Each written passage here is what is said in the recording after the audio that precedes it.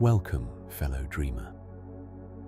Tonight, we journey to ancient Rome, where legend and history intertwine beneath Mediterranean skies.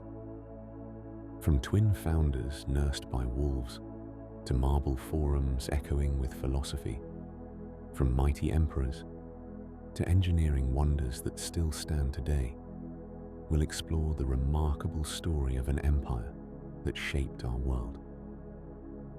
This tale unfolds with soothing music and gentle abstract imagery, revealing fascinating details and lesser-known marvels designed to satisfy your curiosity while guiding you peacefully toward rest. So take a deep breath, settle into your pillows, and allow your mind to wander freely. Let your eyes grow heavy as we begin our voyage through time, where each word is an invitation to drift deeper into tranquil sleep. Long ago, before the great empire that would span 3 continents and shape the course of Western civilization, there was a quiet bend in the Tiber River where water flowed gently through rolling hills covered in oak and laurel. The river itself meandered through a landscape that seemed designed by nature for settlement, with 7 distinct hills rising from the fertile plain of central Italy. These hills, with their natural defensive positions and proximity to fresh water, would become the foundation of something extraordinary. The story the Romans themselves told about their city's beginning was one that blended divine intervention with human drama, creating a tale that resonated through the centuries. It begins not in Italy, but in the ancient city of Troy, that fabled place of heroes and gods. According to the legends passed down through generations, when Troy fell to the Greeks, a Trojan prince named Aeneas escaped the burning city, carrying his elderly father on his shoulders and leading his young son by the hand.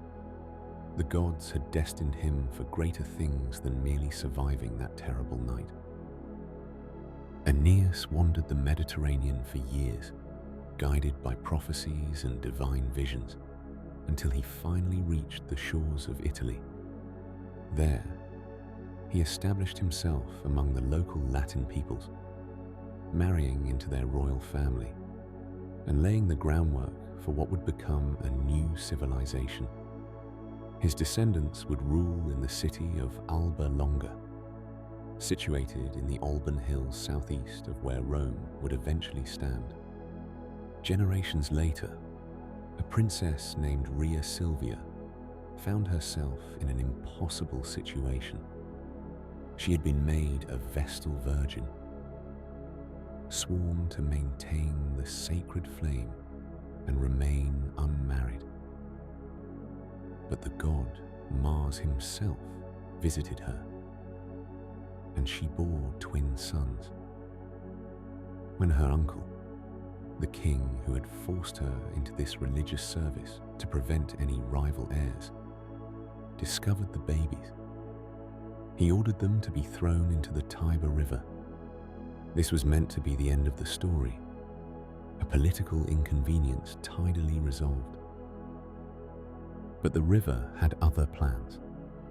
The flooding waters carried the basket containing the crying infants downstream, eventually depositing them in the shallows near the base of the Palatine Hill, one of those 7 hills that rise above the Tiber plain.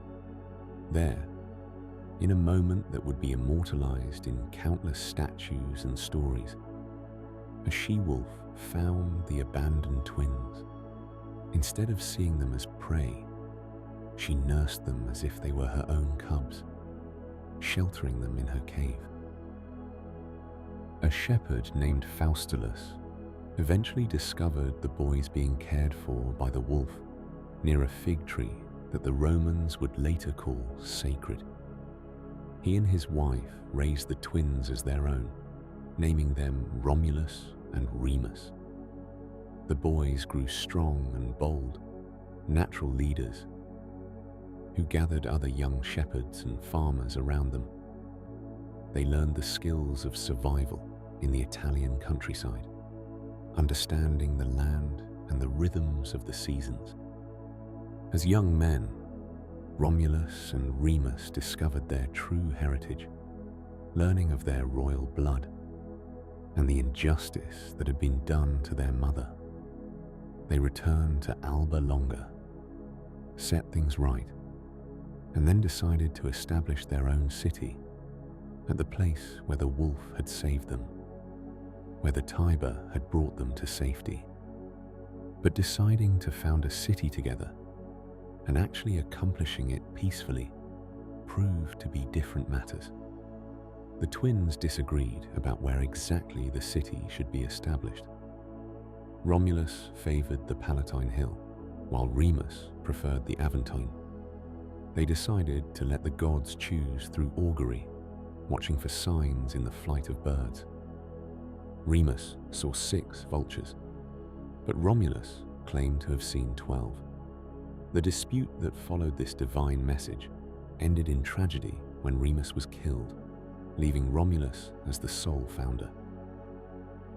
On April 21st, in what would later be calculated as the year 753 before the Common Era, Romulus traced the sacred boundary of his new city with a plough, establishing the pomerium, the religious boundary that would define Rome. The furrow he ploughed was sacred, and where gates would stand, he lifted the plough to leave openings. This was more than just marking territory. It was a religious act that connected the physical city to the divine realm. The geography of those 7 hills provided natural advantages that help explain why this particular location became the center of such power. The Palatine Hill, where Romulus established his first settlement, offered commanding views of the surrounding area. Nearby rose the Capitoline, which would become the religious heart of Rome, the Aventine, the Caelian, the Esquiline, the Viminal, and the Quirinal. Between and among these hills lay valleys that could be drained and developed, providing space for markets, meeting places, and the daily activities of urban life. The Tiber River itself was crucial, providing fresh water, a route for trade and communication, and a measure of defense against invaders from the sea. Yet the city was far enough inland that it was not immediately vulnerable to sea raiders, unlike coastal settlements.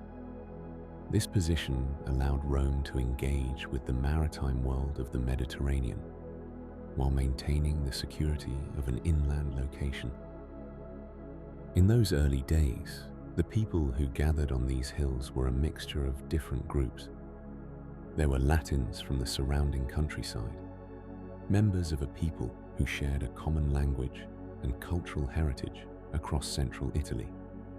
There were also Sabines from the nearby hills, and according to Roman tradition, the early Romans found a dramatic way to ensure these two peoples merged into one community.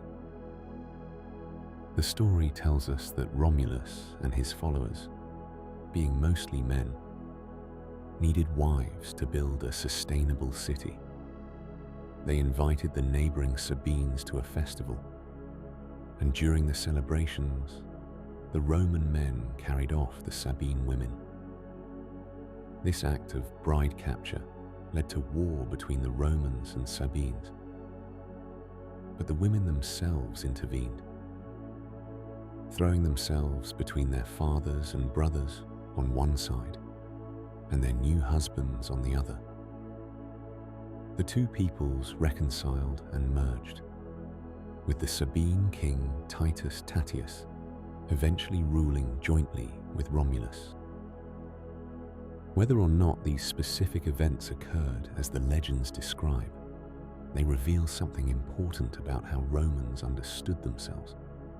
They were not a pure people descended from a single ancestor, but rather a mixture, a fusion of different groups who came together on these 7 hills. This founding narrative of inclusion and amalgamation would echo through Roman history as the city continually absorbed new peoples and ideas. The landscape itself shaped how the early community developed. The hills provided separate spaces for different groups and activities, while the valleys encouraged interaction and commerce. The marshy area between the Palatine and Capitoline hills would eventually be drained to become the Forum, the civic heart of Rome where politics, religion, and daily life intersected. These origin stories, passed down through poetry, ritual, and annual celebrations, were more than just entertainment for the Romans. They explained who they were and where they came from, connecting them to divine purposes and heroic ancestors. Every Roman child learned of the she-wolf and the twins, of Aeneas's pious journey from Troy, of the sacred boundary ploughed by Romulus. These tales provided a sense of identity and destiny that would sustain Romans through centuries of challenges and triumphs. As evening settles over those ancient hills in our imagination, we can picture the first small settlements, smoke rising from cooking fires, shepherds returning with their flocks, and the Tiber reflecting the fading light. From these humble beginnings, watched over by gods and shaped by legends, the story of Rome was just beginning to unfold. The legendary founding had been accomplished, the first stones laid upon the Palatine Hill, and now Rome required rulers to guide it from scattered settlement into something greater. The period of the kings stands as a fascinating bridge between myth and history, a time when reality and legend intertwine so completely that even ancient Roman historians could not always distinguish one from the other. Yet through the mists of time, we can discern the outline of 7 rulers whose reigns shaped the institutions and character of the city that would one day command the world. Romulus, having established the city, became naturally its first king. Beyond the dramatic tales of fratricide and the abduction of the Sabine women, he set about creating the fundamental structures of Roman governance. He established the Senate, that venerable body of advisors drawn from the heads of leading families. These patres, or fathers, represented the patrician class, those who could trace their lineage to Rome's founding families. The Senate would endure for over 1,000 years, outlasting kings, surviving the Republic, and persisting even under emperors. Romulus also organized the people into military units called legions and created the first assembly where citizens could gather to witness important decisions. When his reign ended, ancient sources tell us he vanished during a thunderstorm, taken up to the heavens to become the god Quirinus, a fitting mythological conclusion to a reign that existed somewhere between history and divine tale. The second king, Numa Pompilius, brought a dramatically different character to Rome's throne. Where Romulus had been a warrior and founder, Numa was remembered as a man of peace and piety. The sources describe him as a Sabine, chosen to rule after a period of interregnum, bringing balance between Rome's Latin and Sabine populations. His reign concentrated on spiritual and civic matters rather than military expansion. He established the calendar, organized the priesthoods, and built the temple of Janus, whose doors stood open in times of war and closed during peace. Under Numa, those doors remained shut, and Rome enjoyed a rare period of tranquility. He created the colleges of priests, the augurs who read divine signs, and the Vestal virgins who tended the sacred flame that represented Rome's eternal spirit. These religious institutions would shape Roman life for centuries, connecting the city's practical governance with the favor of the gods. Tullus Hostilius, the third king, returned Rome to the path of military expansion.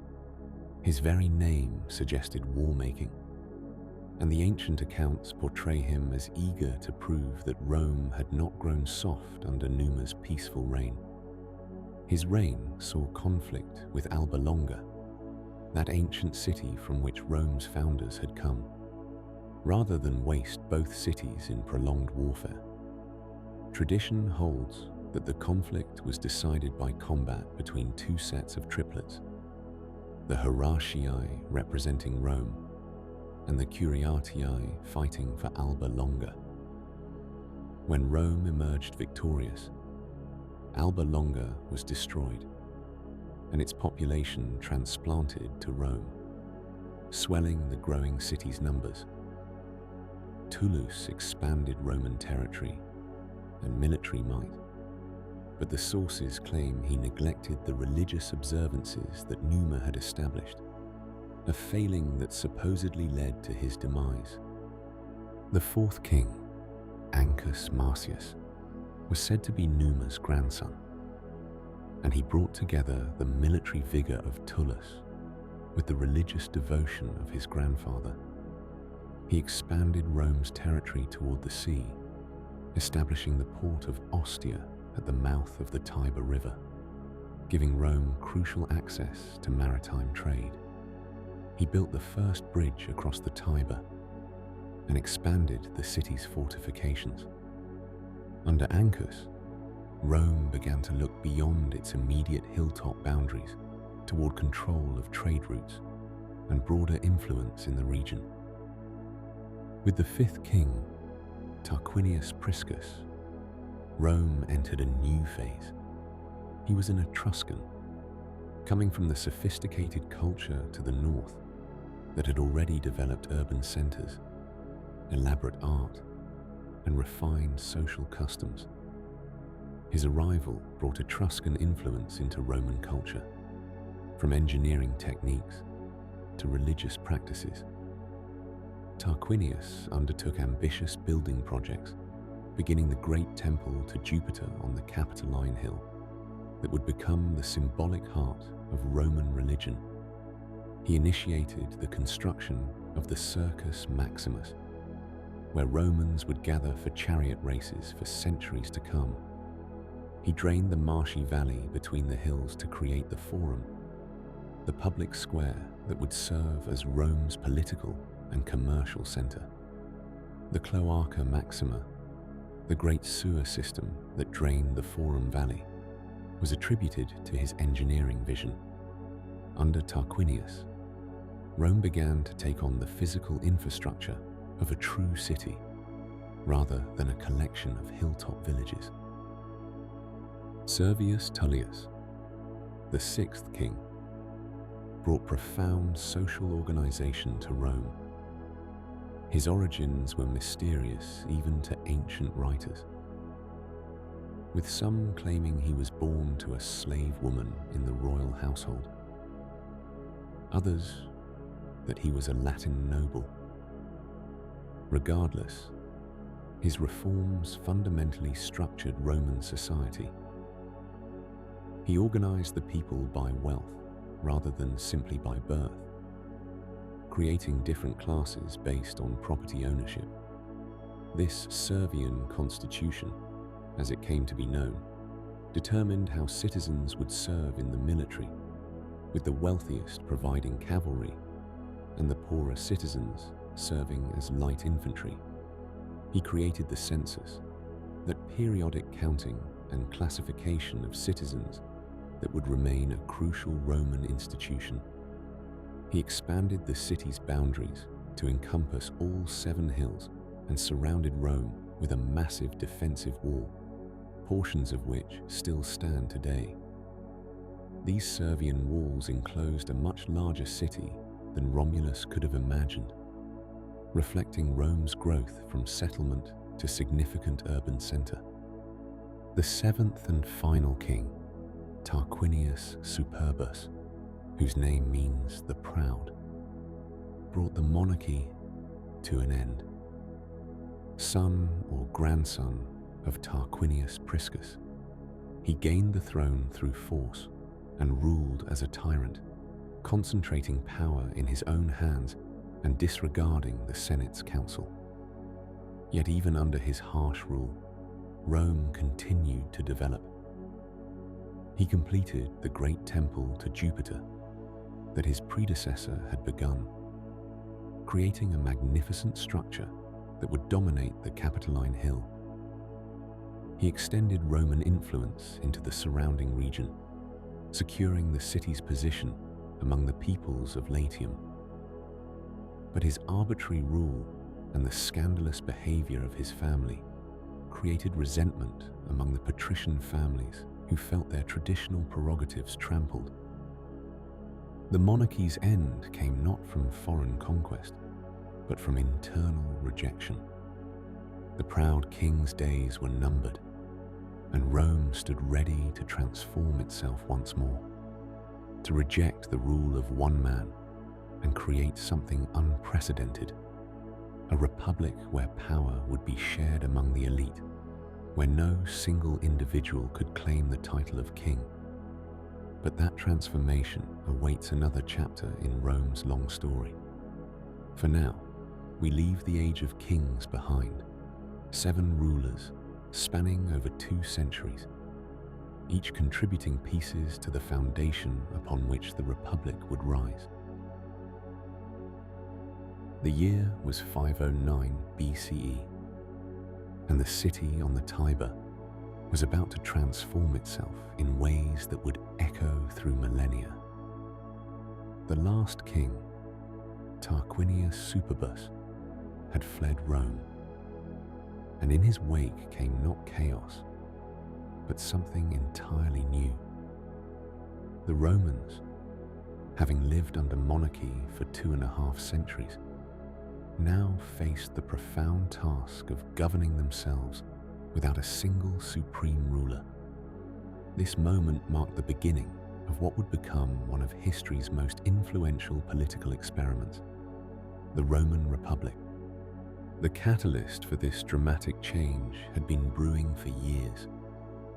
Tarquinius Superbus, whose very name meant the proud, had ruled with an iron hand that chafed against the sensibilities of Rome's leading families. The final break came swiftly, driven by personal tragedy and accumulated grievances. When the king departed, the Romans made a collective decision that would define their identity for centuries to come. Never again would they bow to a king.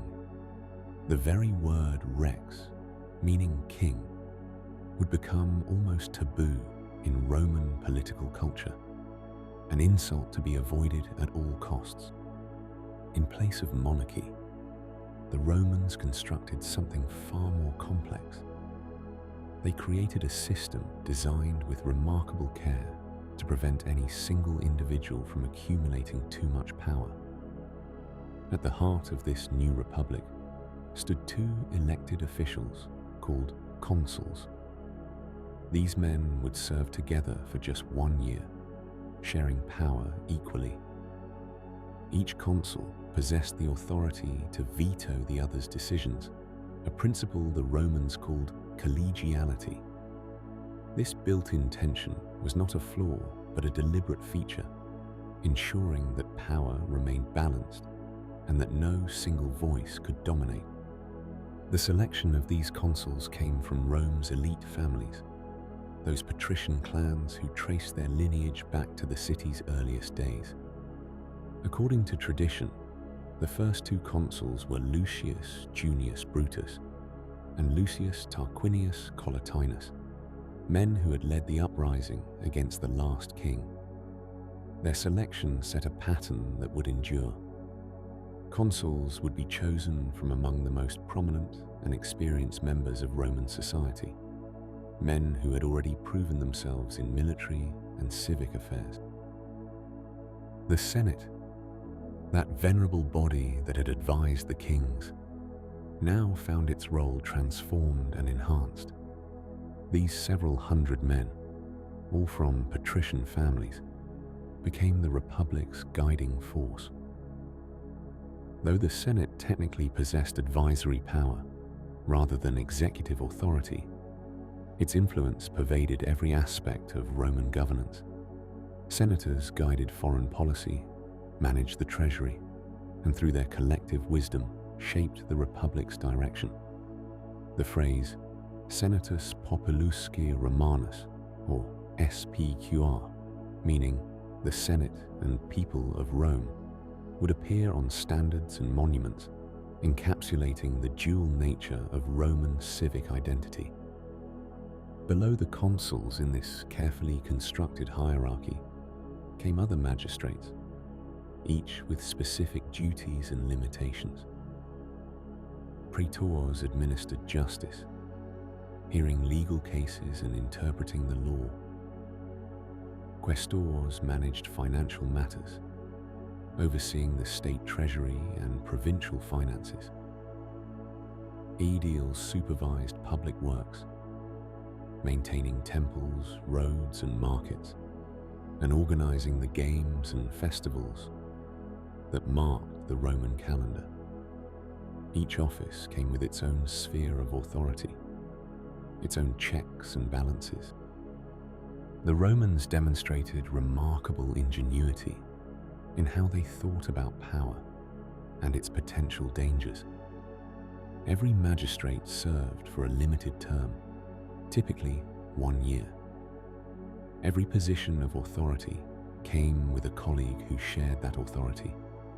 And perhaps most ingeniously, the Romans created a culture where competition for honor and glory drove men to serve the state while simultaneously preventing any one individual from accumulating too much influence.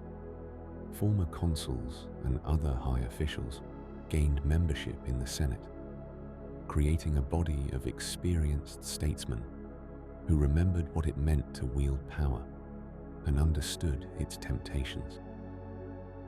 This distribution of authority extended to military command as well. The two consuls traditionally led Rome's armies, alternating command on successive days when all were in the field together. While this arrangement might seem inefficient, it reflected the Romans' deep-seated fear of concentrating too much military power in one person's hands. Even in times of genuine crisis, when the Republic might appoint a dictator with supreme authority to handle an emergency, that position came with strict limits. A dictator could serve no more than 6 months, after which he was expected to resign and return to private life. The transition from monarchy to republic was not merely a change in titles or procedures. It represented a fundamental shift in how Romans understood themselves and their relationship to authority. Under the kings, power had flowed downward from a single source. In the Republic, authority was diffused, shared, and constantly negotiated among various institutions and individuals. This system placed enormous emphasis on tradition, precedent, and the unwritten customs the Romans called mos maiorum, the way of the ancestors. Of course, this new republican system was far from democratic in the modern sense. The common citizens, the plebeians, found themselves largely excluded from direct power. They could vote in assemblies, but the voting system favored the wealthy. They could serve in the army, but only patricians could become consuls or senators. This tension between the privileged few and the many would simmer and occasionally boil over in the years ahead. But for now, in these early days of the Republic, the system held. The physical structures of government began to take shape on the Forum, that low valley between Rome's hills where citizens gathered to conduct business, hear speeches, and cast votes. The Curia, the meeting house of the Senate, became a focal point of political life. The Rostra, a speaker's platform decorated with the bronze beaks of captured enemy ships, allowed magistrates and advocates to address the assembled people. These spaces, more than mere buildings, embodied the Republic's values of public deliberation and shared governance. As the first years of the Republic unfolded, Romans began to develop the traditions and expectations that would define their civic culture. Military service became both a duty and a pathway to political advancement. The cursus honorum, or course of honors, emerged as the expected sequence of offices an ambitious man would hold. Climbing from minor positions toward the consulship, success in warfare brought glory and political capital. Respect for law and precedent became paramount virtues. The Romans of this era were building something unprecedented, a large-scale republic that would grow far beyond anything the Greek city-states had achieved. They were creating institutions flexible enough to adapt, yet strong enough to endure. The consulship, the Senate, the careful distribution of power. These were not perfect solutions, but they were workable ones. And they would carry Rome through centuries of expansion, conflict, and transformation. The Republic was young, untested, but already it embodied principles that would resonate throughout history, speaking to something fundamental about human aspirations for ordered liberty and collective self-governance. The new Republic had scarcely taken its first breath when the tensions that would define its character for the next 2 centuries began to surface. In the quiet chambers of patrician homes and the bustling streets where common citizens gathered, 2 very different visions of Rome's future were taking shape. The patricians, those families who claimed descent from the original senators appointed by Romulus himself, held the reins of power firmly in their hands. They alone could serve as consuls. They dominated the Senate, and they controlled the sacred religious offices that connected Rome to its gods. In their elegant homes atop the city's hills, these aristocratic families saw themselves as the natural guardians of Roman tradition, the keepers of ancestral wisdom passed down through generations. But the plebeians, the common citizens who formed the backbone of Rome's armies and economy, found themselves in an increasingly uncomfortable position. They could vote in assemblies, yes, but they could hold no high office. They fought in Rome's wars, defending the city with their lives, yet returned home to find themselves bound by debts they could not escape. They paid taxes to support a state in which they had little voice. And most troubling of all, the laws themselves remained unwritten, known only to patrician priests and magistrates who could interpret them as they pleased. The first crack in this system appeared early, just 15 years after the Republic's founding. The plebeians, pushed beyond endurance, did something remarkable and unprecedented. They simply left. In what would become known as the First Secession, the common citizens withdrew from Rome entirely, gathering on a hill outside the city called the Sacred Mount. Without their labor, without their presence in the army, Rome ground to a halt. The patricians faced a choice. They could attempt to compel the plebeians to return, risking civil war, or they could negotiate.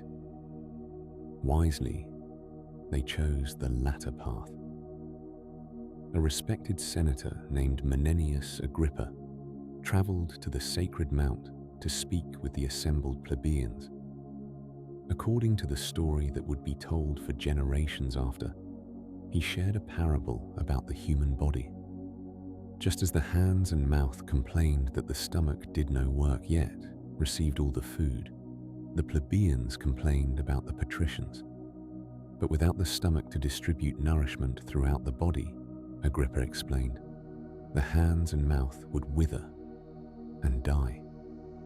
All parts of the body needed each other to survive. Whether convinced by this argument or by the practical concessions that followed, the plebeians returned to Rome, but they returned with something new: the office of the tribune. These tribunes of the plebs were special magistrates, elected exclusively by and from the plebeian class, whose primary duty was to protect common citizens from patrician magistrates. The tribunes could veto any action by a consul or other official. Their persons were declared sacrosanct and untouchable, and they kept their doors open day and night so any citizen could seek their protection. Yet the creation of the tribunate solved only the most immediate crisis. The deeper problems remained. Debt continued to press upon poorer citizens with crushing weight. In those days, a debtor who could not pay might find himself bound in chains by his creditor, forced to work off what he owed in conditions barely distinguishable from slavery. Families lost their small farms while patrician estates grew ever larger. And still, the laws remained unwritten mysteries, known fully only to those who had always held power. How could a common citizen defend his rights when he did not know precisely what those rights were? How could justice be served when the rules themselves were secrets whispered in patrician councils? The plebeians pressed for change, and after decades of agitation, they achieved a victory whose importance would echo through all of legal history. Around the year 450 BCE, a special commission of 10 men, the Decemviri, was appointed to write down Rome's laws for all to see. These officials traveled, according to tradition, even to Greece to study the laws of other peoples. When they returned, they created the 12 tables, bronze tablets upon which were inscribed the fundamental laws of Rome. The 12 tables were displayed in the Forum, where any citizen could read them and know his rights and obligations. The laws they contained were often harsh by modern standards, concerned with matters of property, family authority, and the procedures for legal disputes. But their very existence represented something transformative. Law was no longer the private knowledge of a privileged class, but a public framework that bound patrician and plebeian alike. Still, the struggle continued. The plebeians wanted more than protection and written laws. They wanted access to power itself. Why should talent and ability be confined by the accident of birth? Why should a capable plebeian be forever barred from the consulship or other high offices? The progress came gradually, measured in generations rather than years. In 445 BCE, the Canuleian law was passed, permitting marriage between patricians and plebeians, something that had previously been forbidden. Children of such unions could inherit status from either parent, beginning to blur the rigid boundaries between the orders. Decades later, in 367 BCE, the Licinian Sextian laws marked another watershed. These regulations stipulated that one of the two consuls each year must be a plebeian. No longer would the highest office in Rome be exclusively patrician territory. One by one, other offices opened as well. The praetorship, which handled legal matters, became accessible to plebeians. Eventually, even the censorship and the religious offices, those sacred positions that had seemed most essentially patrician, were opened to qualified citizens regardless of birth. By the beginning of the 3rd century BCE, Rome had been fundamentally transformed. The rigid hierarchy of the early republic had given way to something more fluid, though inequality certainly remained. Wealthy plebeian families began to merge with patrician families into a new nobility based as much on achievement and political success as on ancient lineage. The Senate, while still dominated by the wealthy, now drew from a broader pool of talent. This long struggle, these 2 centuries of tension and negotiation, protest and compromise, had shaped the Roman character in profound ways. Romans learned to balance competing interests, to make room for new voices, while preserving continuity with the past. They learned that laws applied to all gained greater respect than laws imposed by some upon others. They developed institutions like the tribunate that could check power and protect the vulnerable. These lessons would serve Rome well in the centuries ahead, as the small city-state on the Tiber prepared to reach outward beyond its walls, to test itself against neighbors and rivals, and ultimately to build something unprecedented in the ancient world. The internal struggles had strengthened Rome, tempering it like iron in a forge, preparing it for the greater challenges that awaited just beyond the horizon of the Italian peninsula. The Roman Republic, having weathered the long struggle between patricians and plebeians, now turned its energies outward, toward the wider peninsula that stretched around it. In the 4th century before the Common Era, Rome was still merely one city among many in the complex tapestry of ancient Italy. The landscape beyond its walls was home to numerous peoples, each with their own customs, languages, and ambitions. Yet within a span of roughly 2.5 centuries, Rome would bring all of these diverse communities under its authority, creating a unified Italy that would serve as the foundation for even greater expansion. To the north lay Etruria, home to the sophisticated Etruscan civilization that had once held sway over Rome itself during the Age of Kings. The Etruscans lived in independent city-states, places with names like Veii, Tarquinii, and Volsinii. Their craftsmen created exquisite pottery and metalwork. Their engineers had taught the Romans much about drainage and urban planning, and their priests practiced elaborate rituals of divination. But these cities, wealthy though they were, never truly unified. This would prove to be their undoing when facing Rome's growing military coordination. The conflict with Veii, just 12 miles from Rome, became the Republic's first great test of sustained warfare. For 10 long years, Roman armies laid siege to this wealthy Etruscan city, a struggle that ancient writers compared to the legendary siege of Troy. The war demanded new approaches. For the first time, Roman soldiers received regular pay, allowing extended campaigns beyond the farming season. When Veii finally fell around 396 BCE, Rome doubled its territory overnight, and gained confidence in its military methods. The other Etruscan cities, watching from the north, understood that something had changed in the balance of power. Yet Rome's expansion was far from smooth or inevitable. Around 390 BCE, Celtic peoples whom the Romans called Gauls swept down from the north, defeating a Roman army at the river Allia and pouring into the city itself.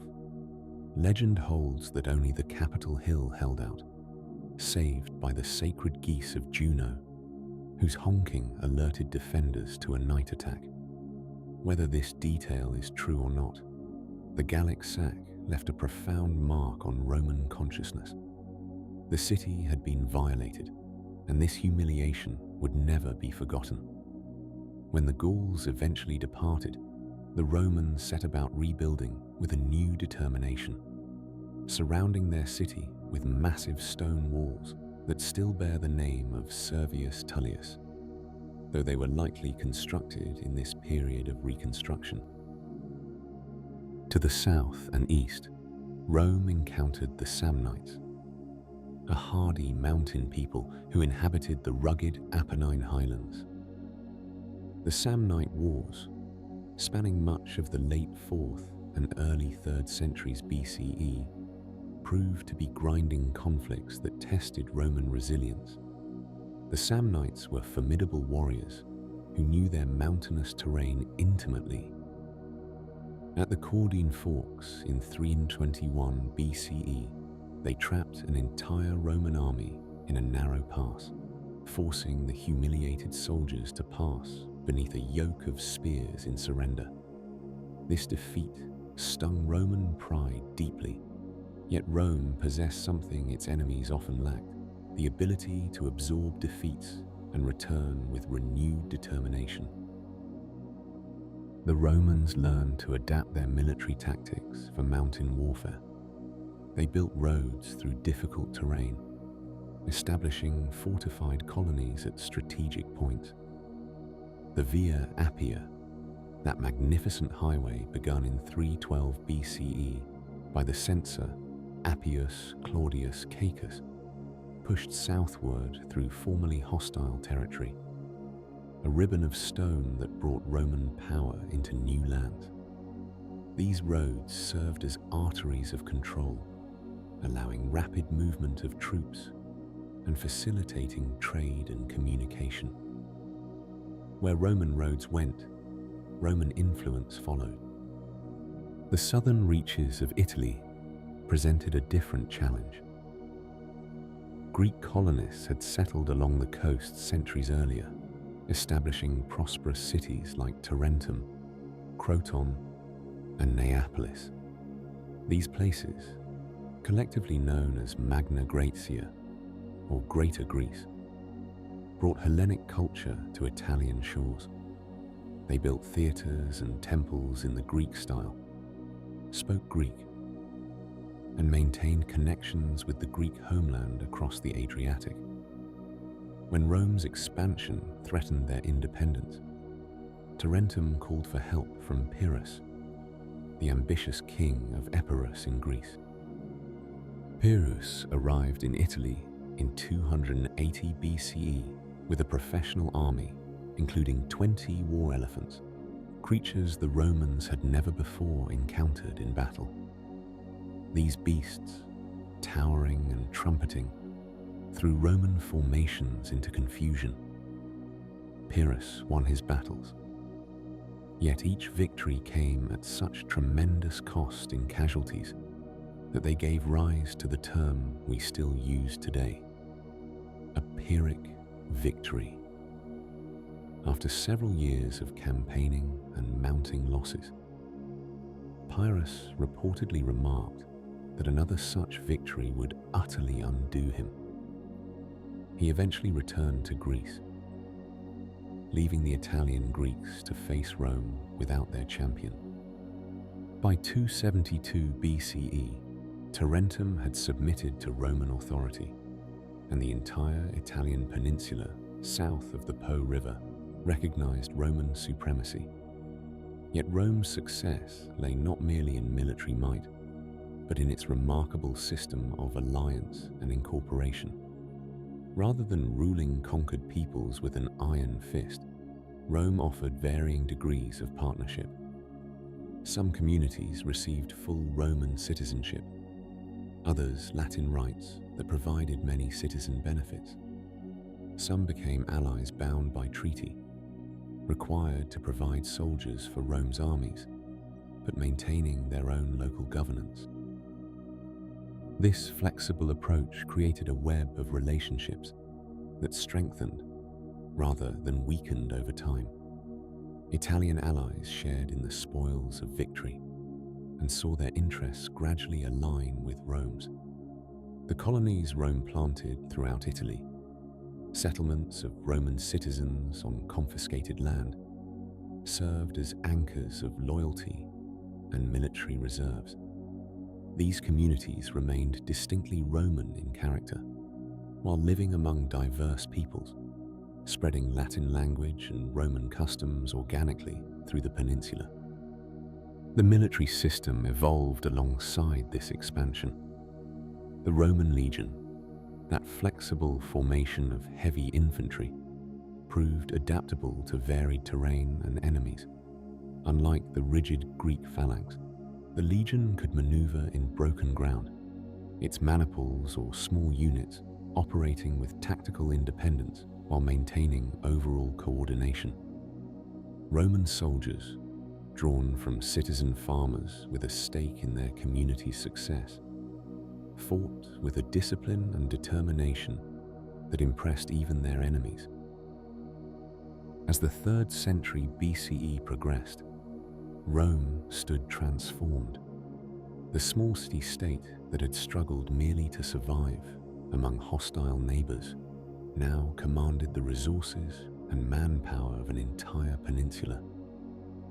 The lessons learned through generations of conflict, resilience in defeat, flexibility in governance, innovation in military tactics, had forged an entity capable of projecting power far beyond its original borders. The roads stretching in all directions from Rome carried not just soldiers and merchants, but a vision of order and organization that would soon spread far beyond Italy's shores. Looking southward across the narrow strait that separated Italy from Sicily, Roman leaders could see the wealthy island where Carthaginian and Greek interests competed for dominance. The world beyond Italy beckoned, full of opportunities and dangers that Rome could scarcely imagine. The conquest of the peninsula was complete, but this ending was also a beginning. The methods Rome had developed, the alliances it had forged, and the confidence it had gained through hard-won experience would now face testing on a far grander stage, against an enemy whose power stretched across the Western Mediterranean. As Rome's influence spread across the Italian peninsula, securing alliances and establishing colonies from the Po Valley to the toe of the Italian boot, a new challenge emerged across the Mediterranean Sea. Far to the south, on the North African coast near modern Tunisia, lay the powerful city of Carthage, a maritime empire built on trade and naval supremacy. For decades, Rome and Carthage had coexisted, even signing treaties that acknowledged each other's spheres of influence. But as Roman power grew and commercial interests expanded, the two great powers found themselves on a collision course that would determine the future of the Mediterranean world. The first conflict erupted in 264 BCE over the island of Sicily, that strategic stepping stone between Italy and Africa. What began as a local dispute in the city of Messana drew both powers into a protracted struggle. The Romans called it the Punic War, after their name for the Carthaginians, whom they associated with the Phoenician traders who had founded Carthage centuries earlier. This first war would last nearly a quarter century, fought primarily at sea, where Carthage held every advantage. The Carthaginians possessed a magnificent navy, their crews trained through generations of Mediterranean seafaring. Rome, by contrast, had barely any naval tradition at all. Yet the Romans proved remarkably adaptable. According to ancient accounts, they captured a Carthaginian warship that had run aground and used it as a template, building an entire fleet by copying its design. Roman engineers added an innovation of their own, a boarding bridge called a corvus that could be dropped onto enemy vessels, transforming naval battles into the kind of infantry combat where Roman soldiers excelled. Through determination and willingness to absorb staggering losses, Rome eventually wore down Carthaginian resistance. By 241 BCE, Carthage sued for peace, surrendering Sicily and paying a substantial indemnity. Rome had won its first overseas territory. The peace proved temporary. Carthage turned its attention to building a new empire in Spain, rich in silver mines and manpower. A powerful Carthaginian family, the Barcids, led this expansion. Hamilcar Barca had commanded Carthaginian forces in the later stages of the First War, and he harbored deep resentment toward Rome. He brought his young son Hannibal to Spain, and according to legend, made the boy swear eternal hostility to Rome. Hannibal grew up in military camps, learning the arts of war and command, proving himself a brilliant tactician, an inspiring leader. In 218 BCE, tensions over spheres of influence in Spain erupted into a second conflict. Rather than wait for Rome to bring the war to him, Hannibal conceived a plan of audacious boldness. He would march overland from Spain, through Gaul, across the Alps themselves, and invade Italy from the north, striking at the heart of Roman power. His army included not just infantry and cavalry, but war elephants, those massive beasts that terrified armies unfamiliar with them. The crossing of the Alps in autumn became legendary. The mountain passes proved treacherous, the weather brutal. Local tribes harassed the column. Many soldiers perished in the freezing heights, and most of the elephants succumbed to the cold and difficult terrain. Yet Hannibal emerged into northern Italy with an army still intact and ready to fight. For the next 15 years, Hannibal campaigned in Italy, winning victory after victory, yet unable to deliver a final crushing blow. At the Trebia River, at Lake Trasimene, and most devastatingly at Cannae in 216 BCE, he outmaneuvered and destroyed Roman armies through superior tactics and cavalry. At Cannae, Hannibal's forces encircled a much larger Roman army, inflicting perhaps the worst defeat Rome would ever suffer on the battlefield. Tens of thousands of Roman soldiers fell that day. The disaster shook Rome to its foundations. Several of Rome's Italian allies defected to Hannibal's side, and the city itself seemed vulnerable. Yet Rome did not surrender. The Senate refused even to discuss peace terms. Instead, they adapted their strategy. A cautious commander named Fabius advocated avoiding major battles with Hannibal's army, instead shadowing the Carthaginians, harassing their foragers, and gradually wearing them down. Though criticized as cowardly, this approach bought Rome time to rebuild its forces. More importantly, Rome began attacking Carthaginian interests elsewhere. Roman armies struck at Spain, gradually conquering Carthaginian territories there. They prevented reinforcements from reaching Hannibal in Italy. The Roman system of alliances, though strained, proved resilient enough that most Italian communities remained loyal or could be brought back into the fold.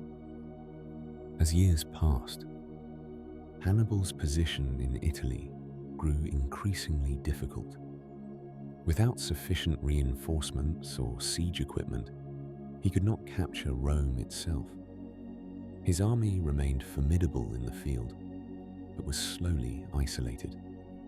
Meanwhile, a young Roman commander named Publius Cornelius Scipio emerged as a gifted strategist in his own right. Scipio studied Hannibal's tactics and learned from them. After successfully driving Carthaginian forces from Spain, he proposed a bold strategy: invade North Africa itself, threatening Carthage directly and forcing Hannibal's recall from Italy. In 204 BCE, Scipio landed in Africa.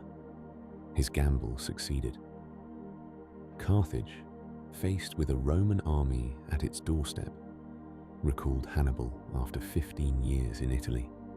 The final confrontation came in 202 BCE at Zama, inland from Carthage. There, Scipio outgeneraled the great Hannibal, using the master's own tactical principles against him. The Carthaginian war elephants proved ineffective, and Scipio's cavalry, reinforced by Numidian allies who had switched sides, proved decisive. Carthage sued for peace on harsh terms, surrendering Spain and its navy, paying massive indemnity, and accepting restrictions on its military. Rome emerged from this Second Punic War as the dominant power in the Western Mediterranean. Yet the struggle with Carthage had one more act to play. For 50 years, Carthage rebuilt as a commercial center, its prosperity actually increasing without the burden of maintaining a large military. Some Romans, however, could not forget the fear Hannibal had inspired. The elderly senator Cato famously ended every speech, regardless of topic, with the phrase, "Carthage must be destroyed." When a minor border dispute provided pretext in 149 BCE, Rome demanded that Carthage dismantle itself completely and relocate inland, abandoning its harbor. The Carthaginians, facing the extinction of their city, chose to resist. The Third Punic War proved a siege, lasting 3 years before Roman forces finally breached Carthage's massive walls in 146 BCE. The ancient city was systematically demolished, its population sold into slavery, and according to tradition, salt was sown in the soil to render it barren. The once great maritime empire ceased to exist. Its territories became the Roman province of Africa, and the Mediterranean, which Romans would come to call our sea, lay open to Roman expansion in all directions. The long struggle with Carthage had transformed Rome. The Republic had been tested to its limits and emerged victorious. Its military system refined through hard experience. Its strategic vision expanded beyond Italy to encompass the broader Mediterranean world. The stage was now set for Rome to turn its attention eastward, where the wealthy Hellenistic kingdoms that had emerged from Alexander's empire awaited. With Carthage defeated and reduced to a shadow of its former self, Rome stood unchallenged in the Western Mediterranean. The legions had proven their might against one of the ancient world's greatest powers, and Roman confidence soared. Yet to the east lay an entirely different world, one of ancient kingdoms glittering with wealth accumulated over centuries. of sophisticated Greek culture and learning, of cities whose marble temples and libraries had stood for generations before Rome was even founded. The Romans would soon turn their attention toward these storied lands, and in doing so, transform themselves from masters of Italy into rulers of the known world. The Eastern Mediterranean in the 2nd century before the Common Era was a complex tapestry of kingdoms and city-states, most tracing their lineage back to the empire of Alexander the Great. When that legendary conqueror died in Babylon 3 centuries earlier, his vast empire had fractured into several major kingdoms ruled by his generals and their descendants. The Ptolemies governed Egypt from their magnificent capital at Alexandria. The Seleucid dynasty controlled a sprawling realm stretching from Asia Minor through Syria and Mesopotamia. The Antigonids ruled Macedonia, the ancestral homeland of Alexander himself. Smaller kingdoms like Pergamum in Western Asia Minor carved out their own spheres of influence, and scattered throughout were hundreds of Greek city-states, proud of their autonomy, yet often caught between the ambitions of their more powerful neighbors. These kingdoms possessed wealth that made Roman senators gasp in wonder.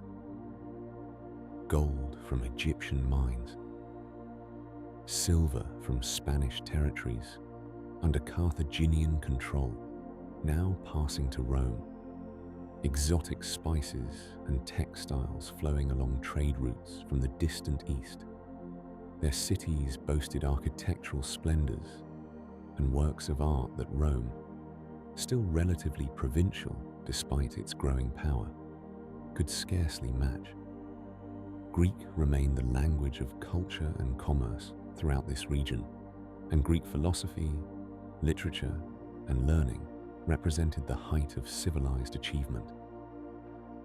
Rome's initial involvement in the East came almost by invitation.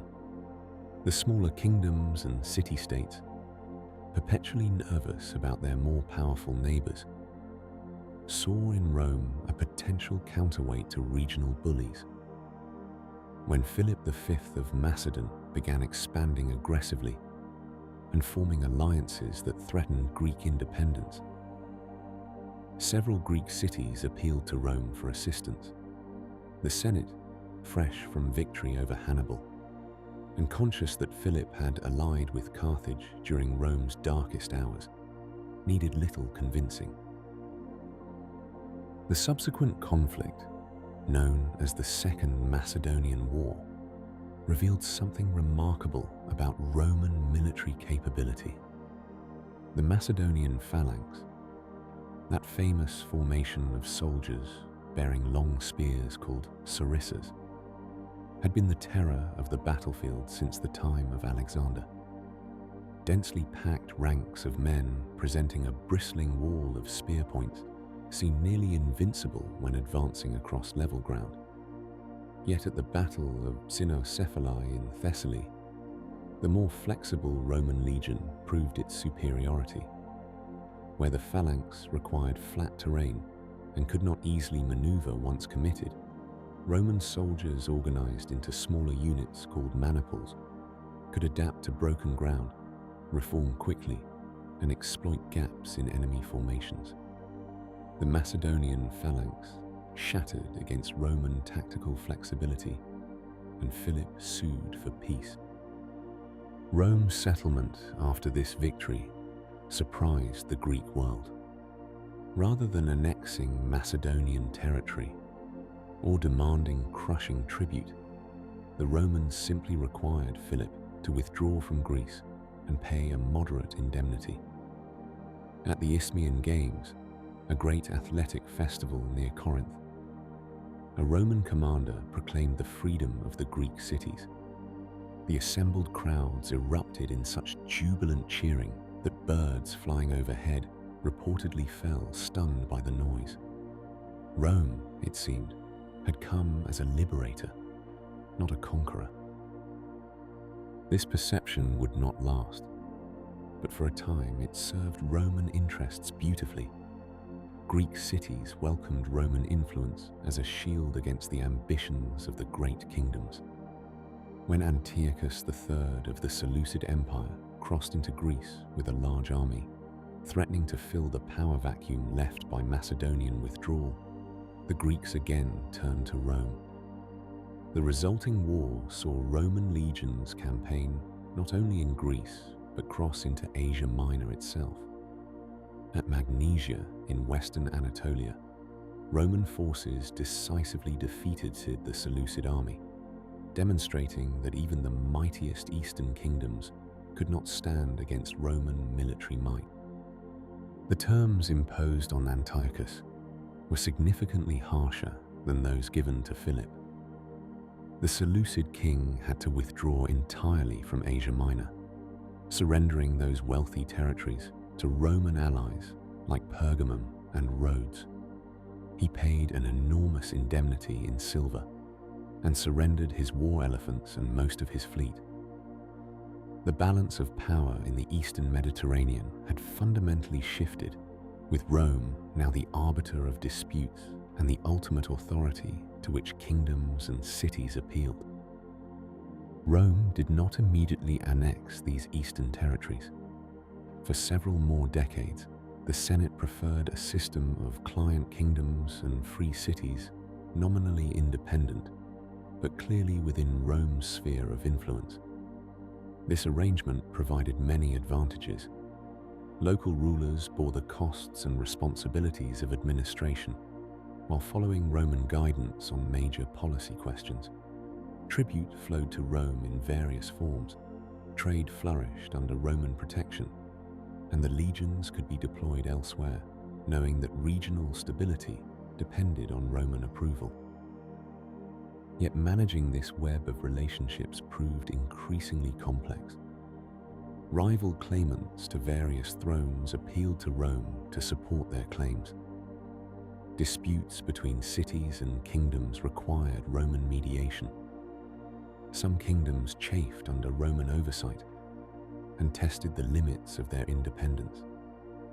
Gradually, reluctantly at first but with growing confidence, Rome began converting client kingdoms into provinces under direct Roman administration. The wealth flowing into Rome from these eastern conquests transformed Roman society in profound ways. Successful generals returned with enormous quantities of gold and silver, art treasures, and educated slaves who served as tutors and secretaries. Roman aristocrats developed expensive tastes for Greek sculpture, philosophy, and luxury goods. Previously unimaginable fortunes accumulated in the hands of a few prominent families. The architectural character of the city began to change as wealthy Romans built grander houses and sponsored public buildings decorated in Greek styles. This exposure to Greek culture sparked both enthusiasm and anxiety among Romans. Many embraced Greek learning eagerly, studying Greek philosophy, admiring Greek art, and modeling their own literature on Greek forms. Others worried that traditional Roman values of simplicity, martial virtue, and stern morality were being corrupted by Greek sophistication and luxury. This tension between admiration for Greek cultural achievement and concern about its effects on Roman character would persist for generations. By the middle of the 2nd century before the Common Era, Rome's position as the dominant Mediterranean power was secure. No kingdom could challenge Roman military supremacy. No dispute in the region could be settled without Roman involvement. Ships carrying grain, wine, olive oil, and luxury goods crossed seas patrolled by Roman fleets. Roads built by Roman engineers connected cities that looked to Rome for protection and authority. The transformation had been remarkably swift. Within a span of 50 years following the final defeat of Carthage, Rome had evolved from a regional Italian power into the master of the entire Mediterranean basin. The republic that had begun centuries earlier among the 7 hills beside the Tiber now commanded resources and territories that dwarfed those of any previous state. Yet this extraordinary success brought new challenges that would eventually strain the republican system to its breaking point, questions that would occupy the thoughts and ambitions of Romans in the generations to come. As Rome's influence spread across the Mediterranean world, transforming from a small city-state into a vast empire, life within the city itself continued to pulse with a rhythm all its own. The streets of Republican Rome were alive with the sounds of commerce, conversation, and the daily routines of hundreds of thousands of people going about their ordinary lives. Let us step away for a moment from the grand narratives of conquest and politics and walk instead through the narrow streets and busy forums to discover how the Romans themselves actually lived. The day began early in Rome, as the first light of dawn crept over the 7 hills. Romans rose with the sun, for artificial light was expensive, and the daylight hours were precious. In the crowded apartment buildings called insulae that housed much of the city's population, families stirred in their modest quarters. These multi-story buildings were the solution to Rome's growing population, stacked sometimes 5 or 6 floors high. The higher you lived, the cheaper the rent, but also the greater the climb up narrow staircases and the more risk from fire, which was an ever-present danger in structures built largely of wood. The ground floors of insulae often housed shops and workshops that opened directly onto the street, their proprietors beginning their work as soon as there was enough light to see by. A baker might already have his ovens hot, filling the neighborhood with the warm scent of bread. Elsewhere, a fuller cleaned and treated cloth in large vats, while a metalworker's hammer rang out as he shaped bronze or iron. These street-level businesses brought noise and activity, but also convenience to those who lived above. The wealthier Romans, of course, lived quite differently. The domus, or townhouse, was the residence of prosperous families, typically built around a central courtyard called an atrium. These homes turned inward, presenting blank walls to the street, but opening onto private spaces within. Through the entryway, visitors would enter the atrium with its opening in the roof that collected rainwater in a pool below.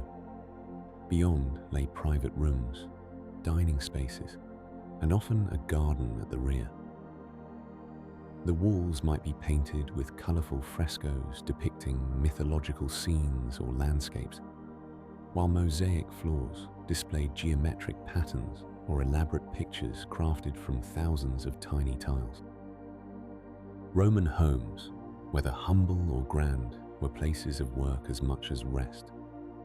Wealthy households were small communities unto themselves, with enslaved people performing countless tasks, from cooking and cleaning to managing accounts and tutoring children.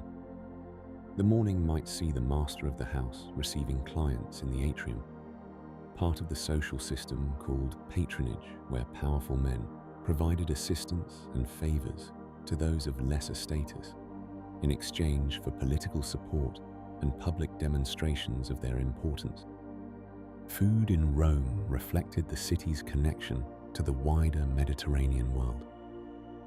Breakfast, if taken at all, was simple, perhaps just bread dipped in wine or eaten with cheese. The main meal came in the afternoon, after the day's work was largely done. Ordinary Romans might eat porridge made from grain, vegetables like onions and lentils, perhaps some fish, and fruits in season. The wealthy enjoyed far more elaborate fare at their dinner parties, reclining on couches arranged around three sides of a table. Multiple courses might include oysters, fish prepared with complex sauces, various meats, eggs prepared in different ways, and foods imported from across the empire.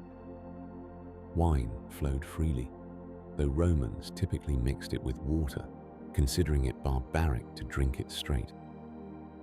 The streets of Rome were narrow and winding, following paths laid down centuries before when the city was much smaller.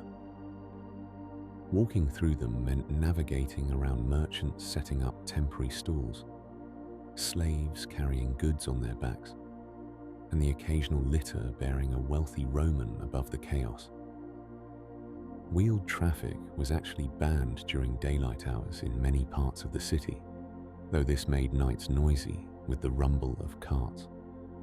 The streets had no formal sanitation system for much of the Republic, and conditions could be unpleasant, though public fountains provided fresh water carried into the city by the aqueducts. Public spaces offered respite from cramped living quarters. The Forum Romanum, the heart of the city, was always busy with people conducting business.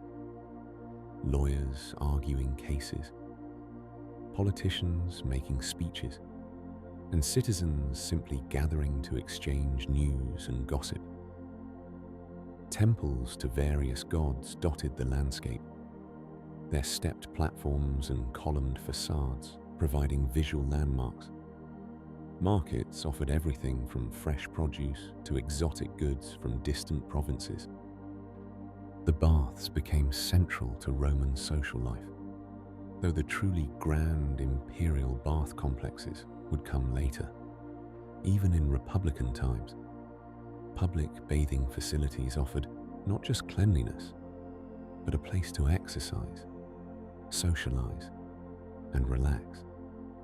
Romans would typically progress through rooms of different temperatures, from the warm tepidarium to the hot caldarium, finishing perhaps with a plunge in the cold water of the frigidarium. The baths were places to meet friends, conduct business, and enjoy a respite from the city's hustle. Entertainment drew Romans from all walks of life. The theatre presented comedies and tragedies adapted from Greek models. Though Roman audiences particularly loved the comedies with their clever slaves and confused parents. Gladiatorial games, though not yet on the enormous scale they would later reach, already drew crowds to watch trained fighters compete. Chariot racing at the Circus Maximus created passionate fans who followed different teams identified by their colors. Family life centered on the authority of the pater familias, the male head of household, though this formal power was often tempered by practical realities. Women managed household affairs and could own property, though they could not vote or hold political office.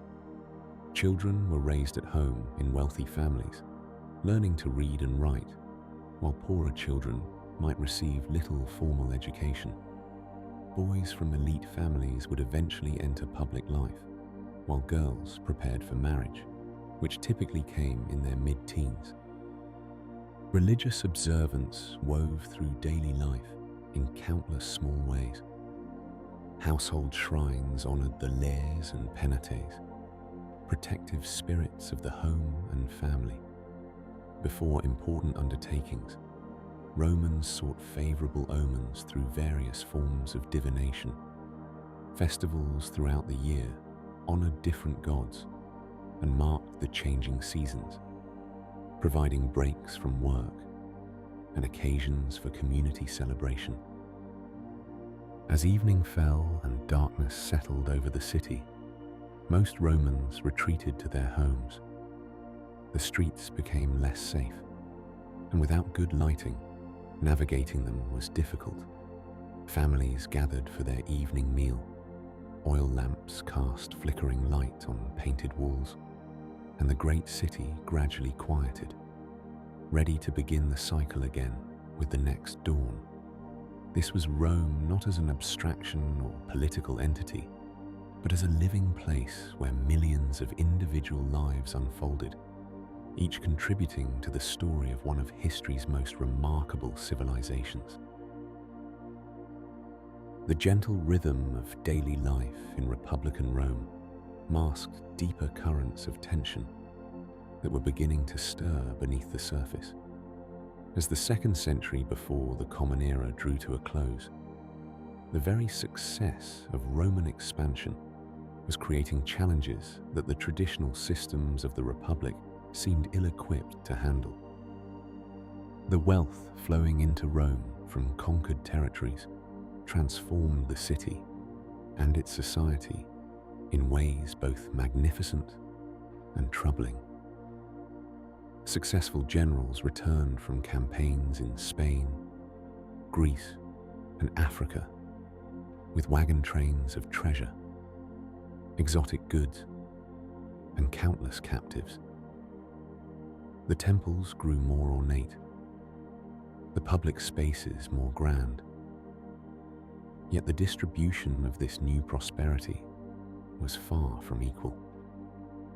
In the countryside around Rome, a quiet transformation was taking place that would have profound consequences.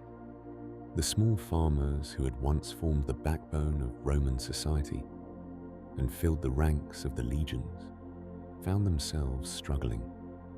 Military service took men away from their fields for years at a time, and when they returned, they often discovered their small plots could not compete with the large estates that were spreading across the Italian landscape. Wealthy landowners, enriched by war and political office, were buying up farmland and consolidating it into vast properties worked primarily by the influx of enslaved people from Rome's conquests. These great estates, known as latifundia, proved remarkably profitable. They could specialize in wine, olive oil, or livestock for the growing urban markets. But their rise meant that more and more small farmers were forced to sell their ancestral land and migrate to Rome, swelling the urban population with citizens who had lost their traditional livelihood. Into this evolving situation stepped Tiberius Gracchus in the year 133 before the Common Era. Born into one of Rome's most distinguished families, Tiberius had served with honor in the military and seen firsthand the decline of the small farmer class. As he traveled through the countryside on his way to Spain, he was struck by the vast estates worked by foreign laborers, while Roman citizens struggled to find land of their own. Elected as tribune of the plebs, Tiberius proposed legislation to address what he saw as a crisis threatening Rome's social fabric. Roman law technically limited how much public land any individual could hold, though these limits had long been ignored. Tiberius proposed to enforce these restrictions and redistribute excess public land to landless citizens in small parcels. The reform was moderate by many standards, even offering compensation to those who would lose holdings beyond the legal limit. Yet the proposal ignited fierce opposition among the senatorial class, many of whom held extensive public lands or had friends and clients who did. The conflict that ensued revealed how fragile the unwritten rules of Roman politics had become. When another tribune vetoed the land bill, Tiberius took the unprecedented step of having the people vote to remove him from office. The land law passed, but Tiberius had violated long-standing norms about how tribunes should exercise their power. As Tiberius sought re-election to continue his reforms, tensions reached a breaking point. A group of senators and their supporters, led by the Pontifex Maximus, took matters into their own hands. In a shocking outbreak of violence in the heart of Rome, Tiberius and hundreds of his supporters were killed. It was the first time in nearly 4 centuries that political disputes in Rome had turned deadly, and it marked a dark turning point in Republican politics.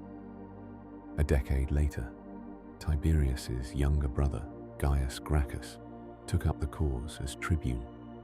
Gaius proved even more ambitious in his reform agenda, proposing not only land redistribution, but also subsidized grain for urban residents, new colonies for landless citizens, an extension of citizenship rights to Rome's Italian allies.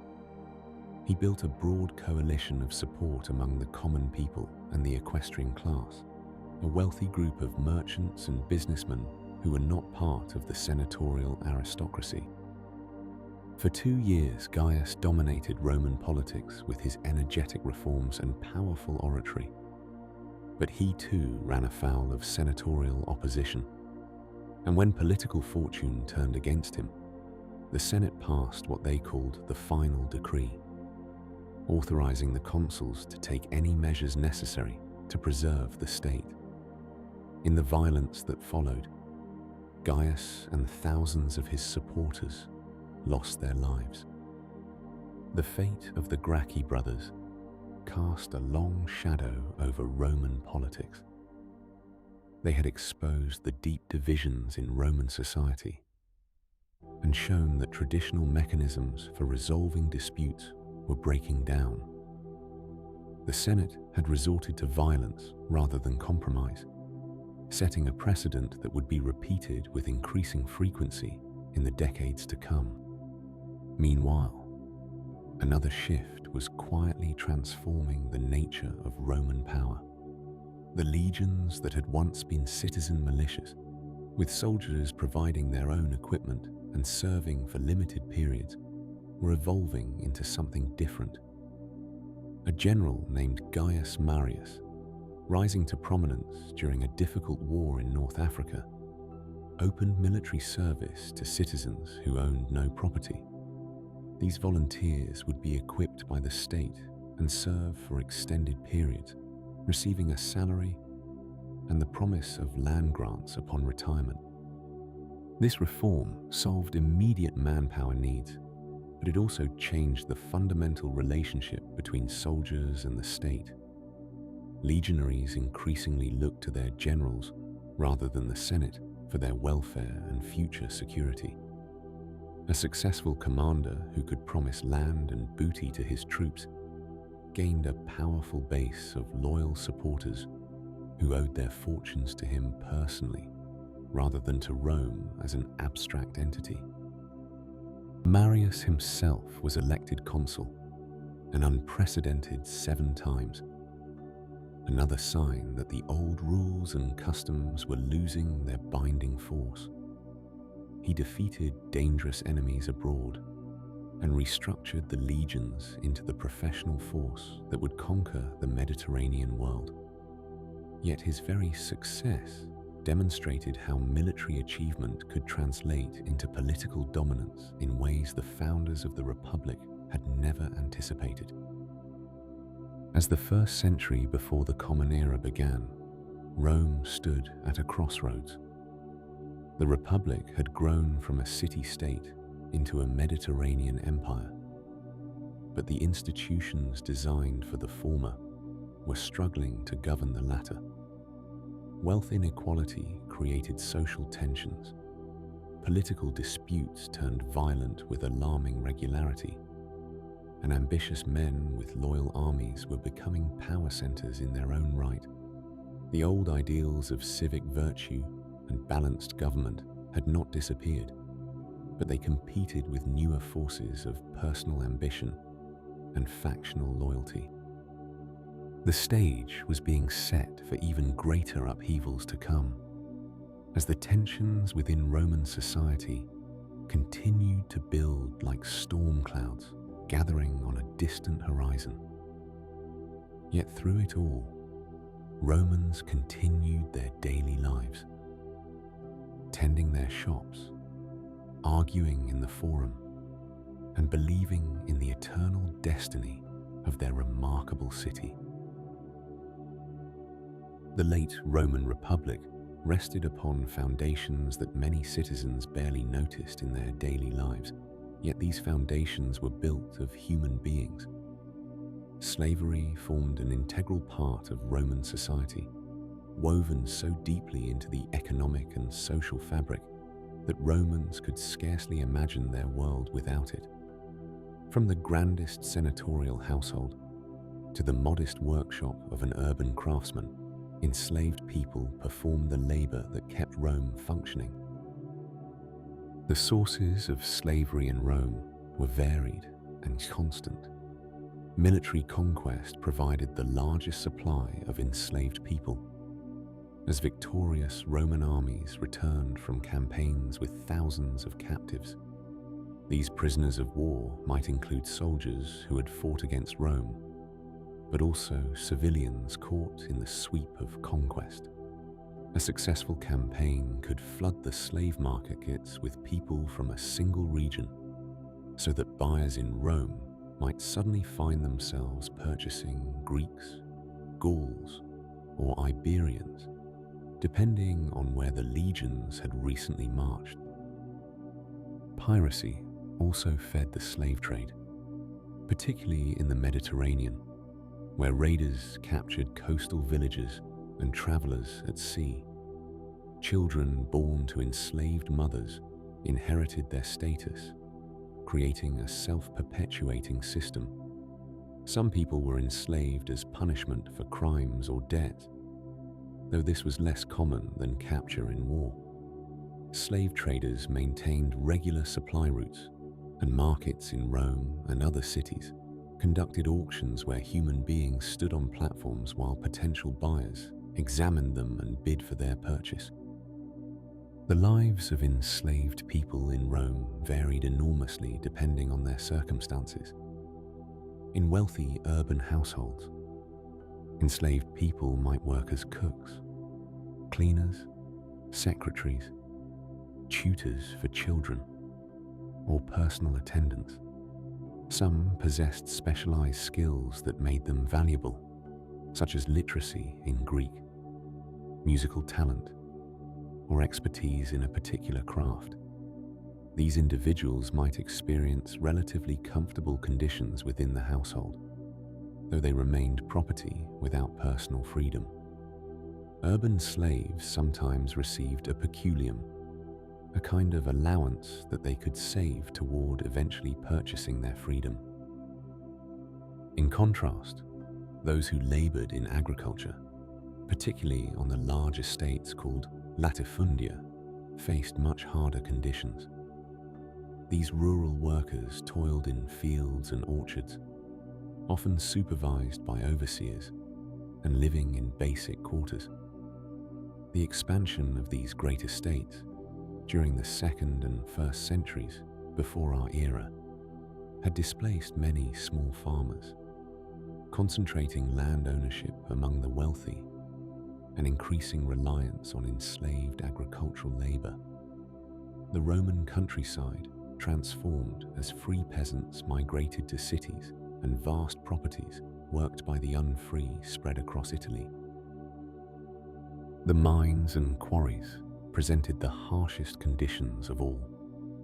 Those condemned to such labor faced dangerous work extracting precious metals and stone in dark, cramped spaces. Life expectancy in the mines was short, and this assignment represented the severest fate that could befall an enslaved person. Despite their lack of freedom, enslaved people in Rome were not without all protections or prospects. Roman society developed the practice of manumission, the formal freeing of enslaved individuals. Masters might grant freedom as a reward for years of service, or enslaved people might purchase their liberty with savings. Freed persons, called liberti, gained Roman citizenship, though with certain restrictions, and their children born after manumission enjoyed full citizenship rights. This path from slavery to citizenship, while not available to all, distinguished Roman practice from some other slave systems and created a significant population of freed people in Roman society. In the year 73 before our era, tensions inherent in this system erupted dramatically. In the region of Campania, at a gladiatorial training school in the town of Capua, a group of men who had been trained to fight for public entertainment made a daring escape. Among them was a man named Spartacus, who would give his name to one of the most famous uprisings in ancient history.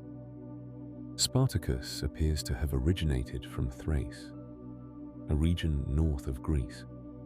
How he came to be in gladiatorial training remains uncertain, though some ancient writers suggested he had once served as a soldier. Gladiators occupied a peculiar position in Roman society, simultaneously despised for their low status, yet admired for their courage and skill. Most were enslaved people or condemned criminals, trained to fight in the spectacular games that entertained Roman crowds. The escapees from Capua, numbering perhaps 70 or 80 initially, took refuge on the slopes of Mount Vesuvius. There, rather than dispersing, they organized themselves under the leadership of Spartacus and two other men, Crixus and Oenomaus. Other enslaved people from the surrounding countryside began joining them, and their numbers swelled into the thousands. Rome initially treated this as a minor disturbance, requiring only modest attention. The praetor Gaius Claudius Glaber led a force to blockade the rebels on Vesuvius. But Spartacus demonstrated tactical creativity, leading his followers down the mountainside by climbing down vines on the supposedly impassable cliffs, then attacking the Roman camp from an unexpected direction. This early victory brought more followers and weapons taken from defeated soldiers. Throughout the following 2 years, the rebel army grew to astonishing size, with ancient sources suggesting tens of thousands of followers. They moved through southern Italy, defeating several Roman forces sent against them. The rebellion revealed both the military capabilities of desperate people fighting for freedom and the extensive network of enslaved individuals throughout the Italian countryside. Rural workers left the estates to join Spartacus, creating a mobile army that challenged Roman authority. The rebels won victories against increasingly senior Roman commanders. They gathered supplies, weapons, and momentum. Ancient writers disagreed about Spartacus's ultimate goals. Some suggested he hoped to lead his followers north over the Alps to freedom beyond Roman territory. Others thought he intended to continue fighting in Italy. The rebel army actually reached northern Italy at one point, but then turned back south, perhaps because some followers refused to leave or because Spartacus recognized the difficulty of settling beyond the frontier. Rome, embarrassed by the rebellion's success, eventually assigned Marcus Licinius Crassus, one of the Republic's wealthiest and most ambitious men, to crush the uprising. Crassus assembled a substantial army and pursued the rebels southward. After some initial difficulties, he trapped Spartacus and his followers in the toe of Italy. Spartacus attempted to arrange passage by sea with pirates, hoping to cross to Sicily, but these plans fell through. In 71 before our era, with their options diminishing, Spartacus led his army in a final confrontation against Crassus's legions. The ancient sources tell us the battle was fierce, and Spartacus himself sought out Crassus in the fighting, though they never met in single combat. The rebel army was destroyed, and Spartacus fell in the battle, though his body was never identified among the many who perished. Crassus ordered the surviving rebels crucified along the Appian Way, the great road leading from Capua to Rome. 6,000 crosses lined the highway as a grim warning to others who might consider rebellion. The message was clear, demonstrating the lengths to which Roman authority would go to maintain the social order. The rebellion of Spartacus did not end slavery in Rome, nor did it substantially change the institution. Yet it remained in Roman memory as a dramatic moment when the foundations of society had trembled. It revealed the courage that people would summon in seeking freedom, and the military challenge that even the powerful Roman state could face when large numbers of people refused their bondage. As the Republic moved toward its final decades, the story of Spartacus became part of Rome's complex legacy, a reminder of both the empire's power and the human cost upon which that power rested. The rebellion of Spartacus had shaken Rome to its foundations, revealing vulnerabilities in a system that had grown vast and complex. Yet even as the Republic struggled with internal tensions, a new figure was emerging who would transform Roman history forever. His name was Gaius Julius Caesar, and his journey from ambitious young aristocrat to master of the Roman world would reshape everything the Republic had been. Caesar came from an old patrician family, the Julii, who claimed descent from the goddess Venus herself, through her son Aeneas, the legendary Trojan prince. But noble ancestry alone was not enough in late Republican Rome. The city had become a stage where military glory, political cunning, and sheer force of personality determined one's fate. Young Caesar understood this deeply, and from his earliest years, he displayed the qualities that would define his remarkable career. In his youth, Caesar found himself on the wrong side of Sulla's bloody proscriptions, that terrible period when political enemies were hunted and eliminated. He refused to divorce his wife as ordered, showing the stubborn will that would mark his entire life. Only the intervention of influential friends saved him, though Sulla reportedly warned them that the young man they saved would one day prove dangerous to their cause. It was perhaps the most accurate prediction the dictator ever made. Caesar's path to power followed the traditional route of Roman ambition, the cursus honorum, but he pursued it with unusual vigor and daring. He served in the provinces, displaying military competence even in these early postings. He prosecuted prominent men in the courts, building his reputation as an orator. He spent lavishly on public games and entertainment, going deeply into debt to win popular favor. Every step was calculated, every move designed to advance his standing in the competitive arena of Roman politics. The Republic in these years was increasingly dominated by powerful individuals rather than institutions. Pompey the Great had won spectacular victories in the east, clearing the Mediterranean of pirates and conquering vast territories. Crassus, reputedly the richest man in Rome, wielded influence through his enormous wealth. These two men, along with Caesar, formed what historians would later call the First Triumvirate, an informal alliance that effectively controlled the Roman state. For Caesar, this arrangement provided what he needed most: a major military command. In 58 before the Common Era, he departed for Gaul with several legions under his command.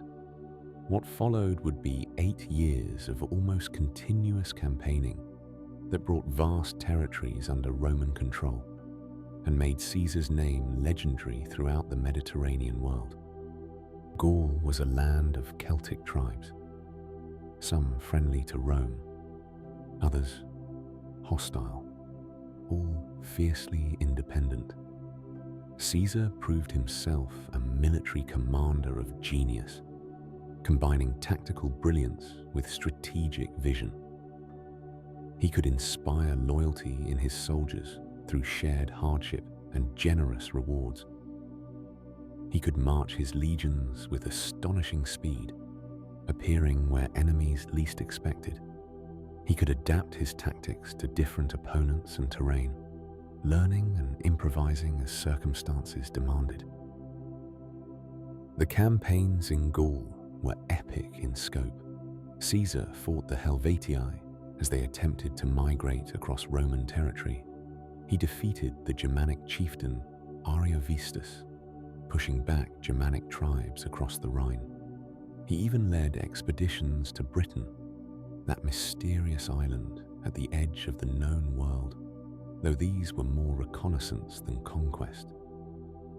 Year after year, the dispatches Caesar sent back to Rome told of victories, of tribes subdued, of glory won for the Roman people. But Caesar was not merely a soldier. He was also a writer of exceptional talent, and his commentaries on the Gallic Wars remain one of our finest sources for understanding both his campaigns and the man himself. Written in clear, elegant Latin, these accounts present his actions in the best possible light, justifying his decisions and emphasizing his achievements. They were propaganda, certainly, but propaganda of the highest literary quality. While Caesar was conquering in Gaul, the political situation in Rome was deteriorating. Crassus died disastrously in a campaign against the Parthian Empire, his army destroyed at Carrhae in one of Rome's worst military defeats. The triumvirate was broken. Pompey, once Caesar's ally and son-in-law, drew closer to the conservative faction in the Senate who viewed Caesar with increasing alarm. This faction, the Optimates, saw in Caesar's growing power and popularity a threat to their own influence and to what they considered the proper order of the Republic. As Caesar's command in Gaul drew toward its end, the Senate, encouraged by Pompey, demanded that he disband his legions and return to Rome as a private citizen. Caesar knew this would leave him vulnerable to prosecution by his enemies, the legal protections of high office stripped away. The stage was set for a confrontation that would determine Rome's future. In January of 49 before the Common Era, Caesar stood with one of his legions at the Rubicon, a small river marking the boundary between his province of Cisalpine Gaul and Italy proper. Roman law forbade a general from bringing his army across this boundary. To do so was an act of war against the Republic itself.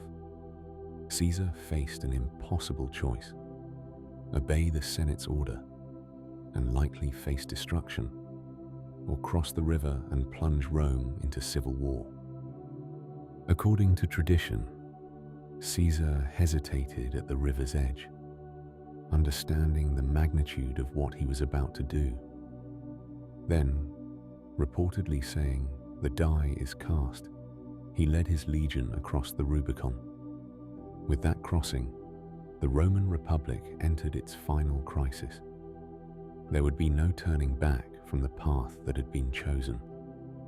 The civil war that followed saw Caesar's military genius deployed against his fellow Romans.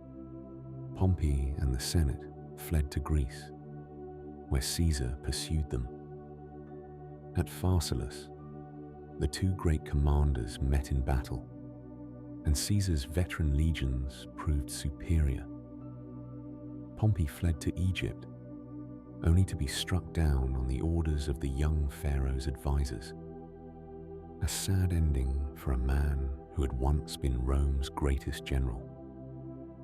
Caesar followed to Egypt, where he became entangled in the kingdom's own civil war, and famously allied himself with the young Cleopatra.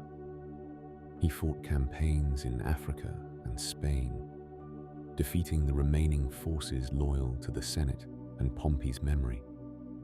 By the time the fighting ended, Caesar stood supreme over the Roman world, holding powers that no single individual had ever possessed in the Republic's long history.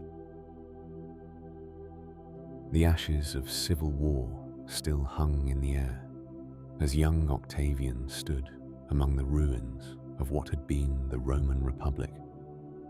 The great Caesar was gone, struck down in the Senate House, and the world he had known was splintering into competing factions once more. Mark Antony commanded loyalty in the east, where he had aligned himself with Cleopatra of Egypt. Lepidus held sway over parts of Africa and Spain, and Octavian himself, barely into his 20s, controlled Italy and the West through a combination of his adoptive father's name and his own careful maneuvering. The final confrontation came not on Italian soil, but on the waters near the Greek coast at Actium in 31 BCE. There, the naval forces of Octavian met those of Antony and Cleopatra in a battle that would decide the future of the Mediterranean world. When Cleopatra's Egyptian ships withdrew from the fight and Antony followed her, Octavian emerged victorious. Within a year, both Antony and Cleopatra would be dead, and Egypt itself would become Roman territory, its vast grain harvests now flowing to Rome's hungry population. But Octavian understood something that Caesar had not fully grasped. The Roman people were weary of civil war, exhausted by decades of conflict between ambitious generals. They longed for peace, for stability, for a return to what they imagined were the virtues of their ancestors. Yet the old republican system, designed for a city-state, could not effectively govern an empire stretching from Spain to Syria. What was needed was something new, something that could provide strong central authority while maintaining the comforting illusion that the Republic still lived. And so began one of the most remarkable political transformations in human history. In 27 BCE, Octavian appeared before the Senate and made a great show of returning all his extraordinary powers to that august body. He declared the Republic restored, the emergency ended. The grateful senators, following a script that Octavian had carefully orchestrated, immediately gave many of those powers back to him.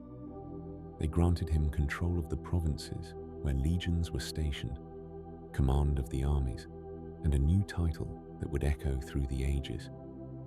Augustus, meaning the revered one, the illustrious one.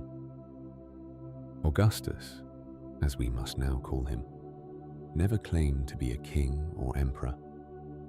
Such titles would have been poison to Roman ears.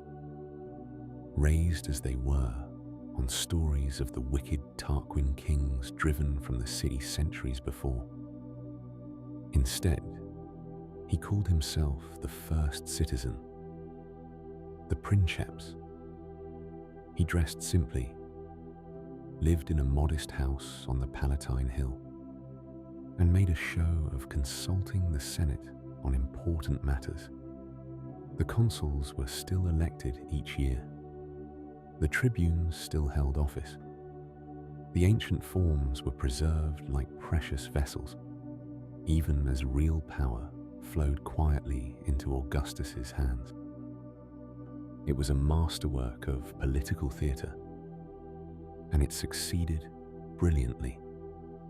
The Senate remained as a deliberative body, giving the aristocracy a forum for debate and a sense of participation in governance. But the legions answered to Augustus. The provinces enriched his treasury, and gradually, carefully, he wove together a new system of administration that could manage the vast empire effectively. The transformation touched every corner of Roman life. Where once ambitious generals had competed for glory and plunder, Augustus established regular terms of military service with guaranteed pay and retirement benefits. Soldiers now served for 20 years, after which they received either land or money to establish themselves as citizens. This professionalized the legions while ensuring their loyalty to the man who paid them. No longer would armies be personal forces loyal to individual generals. They became the army of Rome itself, or more precisely, of Augustus as Rome's representative. Along the frontiers, Augustus pursued a policy of consolidation rather than endless expansion. He pushed Rome's boundaries to natural barriers where possible. The Rhine and Danube rivers in the north, the deserts of Africa and Arabia in the south. When disaster struck in the Teutoburg forest, where 3 legions were destroyed by Germanic tribes under Arminius, Augustus is said to have wandered his palace, crying out for Varus to give him back his legions. He learned from that catastrophe, abandoning plans to conquer Germania beyond the Rhine and focusing instead on securing what Rome already held. The result was peace. Not the peace of inactivity, but the peace of security, of roads safe for travelers, of seas cleared of pirates, of cities that could flourish without fear of invasion. The Romans called it the Pax Romana, the Roman peace, and it would endure for 2 centuries. Along those secured frontiers and throughout the provinces, trade flourished as never before. Grain ships from Egypt fed Rome's 1 million inhabitants. Wine and olive oil from Spain and North Africa flowed to northern garrisons. Silk from distant China made its way along trade routes to adorn wealthy Roman matrons. The Mediterranean became truly what the Romans called it, Mare Nostrum, our sea. Augustus turned his attention to Rome itself, transforming the physical city as he had transformed its government. He famously boasted that he found Rome a city of brick and left it a city of marble, and there was truth in his claim. Temples rose to honor the gods, their gleaming columns visible from across the city. Public buildings provided spaces for commerce and governance. Augustus restored 82 temples in a single year, reconnecting the people to the traditions he claimed to be preserving. Yet for all his public works and military might, perhaps Augustus's greatest achievement was in establishing a system of succession. Having no son of his own, he carefully groomed family members to succeed him, though fate was often cruel in this regard. His nephew Marcellus died young. His trusted general Agrippa, who had married Augustus's daughter Julia, also predeceased him. Finally, it was Tiberius, his stepson, whom Augustus adopted and prepared for power. When Augustus died in 14 CE, after ruling for more than 40 years, the transition occurred smoothly. The system had survived its founder. As we drift through these years of transformation, we can almost see the world changing. The Republic, That proud government of competing aristocrats had indeed ended, though few would openly admit it. In its place stood something new, an empire with an emperor, though that emperor carefully avoided the name. Augustus had achieved what Caesar could not. He had found a way to concentrate power without provoking the fatal resistance that had struck down his adoptive father on the Senate floor. The golden age that Augustus inaugurated would shape the lives of millions across the known world. In the provinces, governors now answered to Augustus, rather than operating as independent proconsuls, enriching themselves and their friends. Justice became more predictable. Infrastructure improved. The Roman citizenship that once belonged only to those born in the city itself gradually extended to deserving provincials, binding the empire together with shared identity and shared law.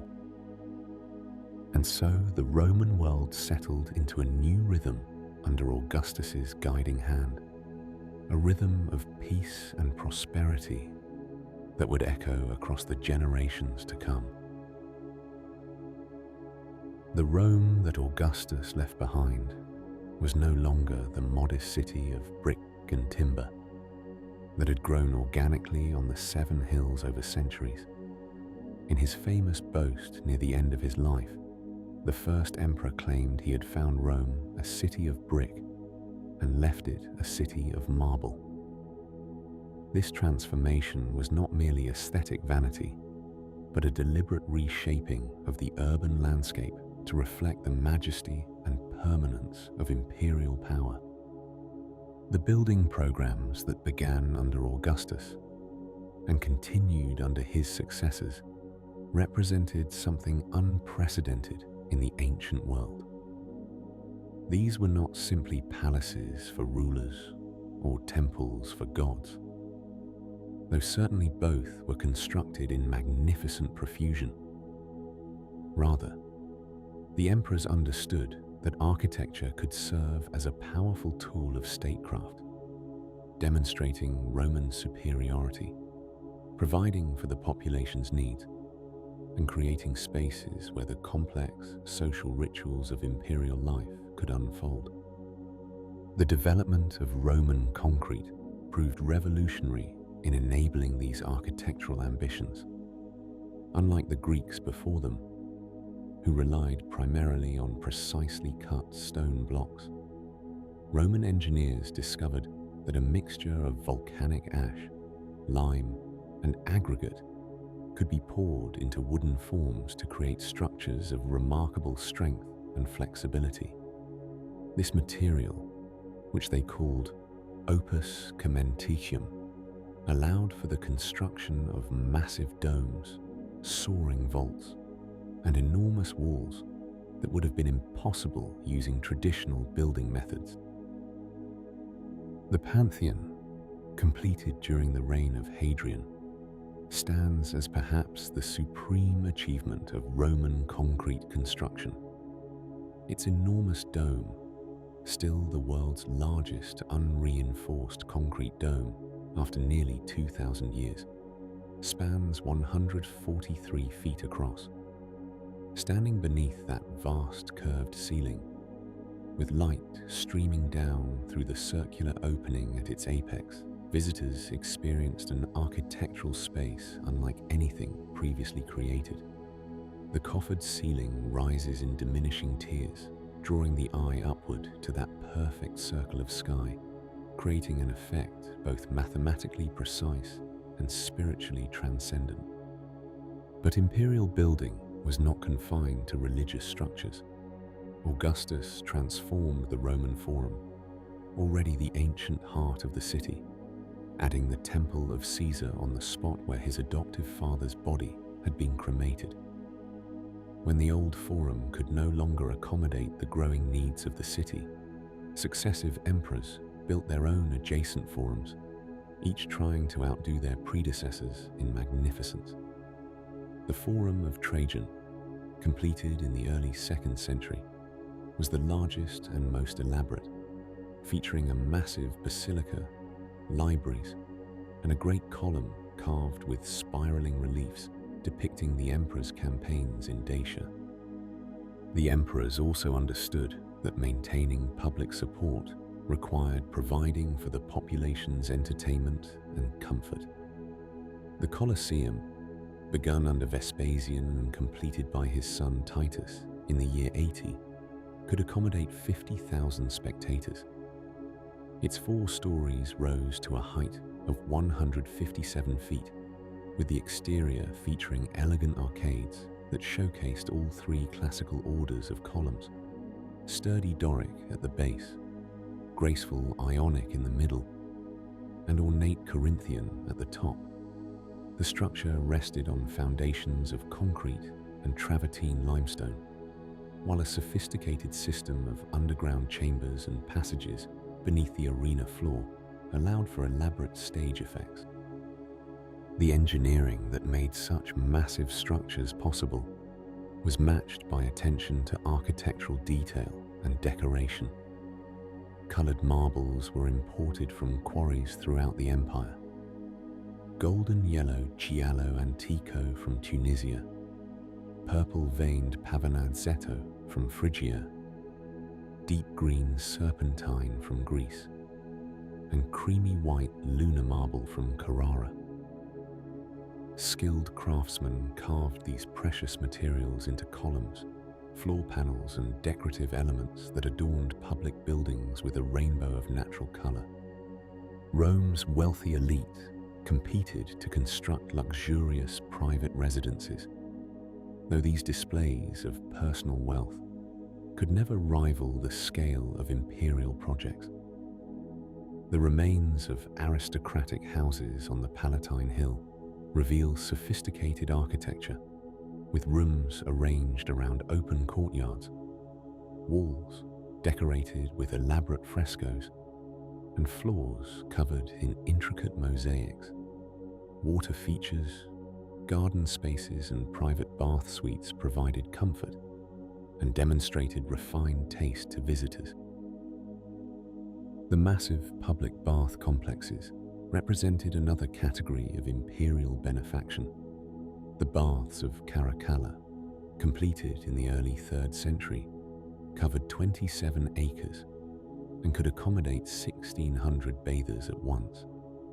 These were not merely places for bathing, but social centers featuring libraries, exercise yards, gardens, and vast halls where Romans of various social classes could mingle.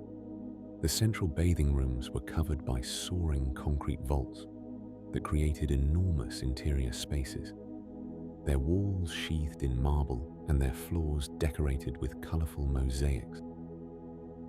The technical expertise required for these projects was passed down through generations of architects, engineers, and skilled craftsmen. Vitruvius, an architect and engineer who worked during the reign of Augustus, compiled his knowledge into a comprehensive treatise on architecture that covered everything from the proper proportions of temple columns to the construction of siege engines. His work reveals the sophisticated understanding of mathematics, materials, and structural principles that Roman builders possessed. Theaters, amphitheaters, and circuses for chariot racing were constructed not only in Rome, but throughout the empire, spreading Roman architectural forms to distant provinces. The theatre of Marcellus, completed by Augustus, served as a model for later structures, with its semicircular seating rising in tiers and its elaborate stage building. The Circus Maximus, expanded and beautified by successive emperors, could hold over 150,000 spectators who came to watch chariot races around its elongated oval track. Imperial building projects also served practical purposes beyond entertainment and display. Multi-story apartment buildings called insulae housed much of Rome's population, though these structures were often shoddily built and prone to fire and collapse. The emperors enacted building codes, attempting to improve construction standards, limiting building heights and mandating thicker walls, though enforcement was inconsistent. The transformation of Rome into an eternal city of marble and concrete took place gradually over generations, each emperor adding their contribution to the urban fabric. Successive rulers might complete projects begun by their predecessors, or demolish existing structures to make way for grander replacements. The Great Fire during Nero's reign, which devastated much of the city in the year 64, paradoxically created opportunities for reconstruction on a more magnificent scale, with wider streets and more fire-resistant materials. As the evening settles over these ancient stones, we can imagine the play of light and shadow across marble facades, the gentle sound of water flowing in public fountains, the echoes of footsteps in vast colonnaded halls. These buildings were meant to inspire awe, to demonstrate the permanence and power of Rome, to provide spaces where public life could unfold in all its complexity. And in many ways they succeeded, for even in ruin, even after centuries of decay, they continue to speak to us of human ambition and achievement, of the desire to build something that will endure. As magnificent as the marble temples and soaring monuments were, the true genius of Roman engineering revealed itself in the infrastructure that sustained daily life across an empire stretching from Britain to the deserts of North Africa. While emperors built grand forums to display their glory, it was the aqueducts carrying fresh water and the roads connecting distant provinces that truly demonstrated Roman mastery over the physical world. Consider for a moment the challenge facing ancient Rome, a city that had grown from a collection of hilltop villages to house perhaps 1 million inhabitants. By the imperial period, needed an enormous supply of fresh water. The Tiber River, though it flowed through the city, was increasingly polluted and insufficient for such a vast population. The solution lay in the hills and mountains surrounding Rome, where clear springs bubbled forth from the earth. The engineering challenge was to transport this water across valleys, through hills, and into the heart of the city, maintaining a steady flow across distances that could span dozens of miles. The first Roman aqueduct, the Aqua Appia, was constructed in 312 BCE during the Republic, running mostly underground for 11 miles. Over the following centuries, successive generations of engineers would build upon this foundation, creating a system of 11 major aqueducts that brought water from springs in the surrounding countryside. By the time of the empire's height, these waterways delivered approximately 300 gallons of water per person each day to the city of Rome, a quantity that rivals or exceeds what many modern cities provide. The engineering principles behind these aqueducts were elegantly simple yet required extraordinary precision in execution. Water flows downhill, pulled by gravity, and Roman engineers understood this fundamental truth with remarkable clarity. The channels carrying water had to maintain a consistent, gentle downward slope across their entire length. Too steep, and the water would flow too rapidly, damaging the structure.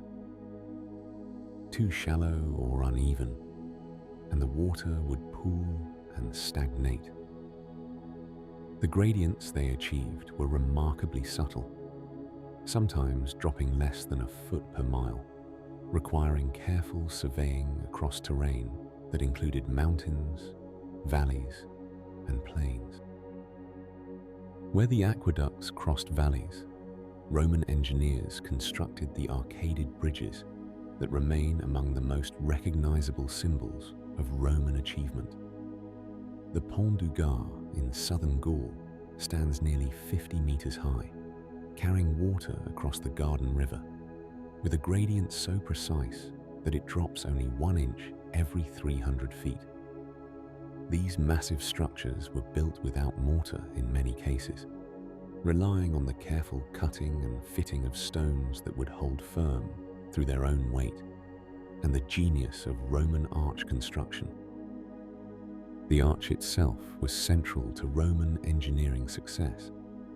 While not a Roman invention, earlier civilizations had used arches. The Romans perfected its application and understood its structural properties with unmatched sophistication.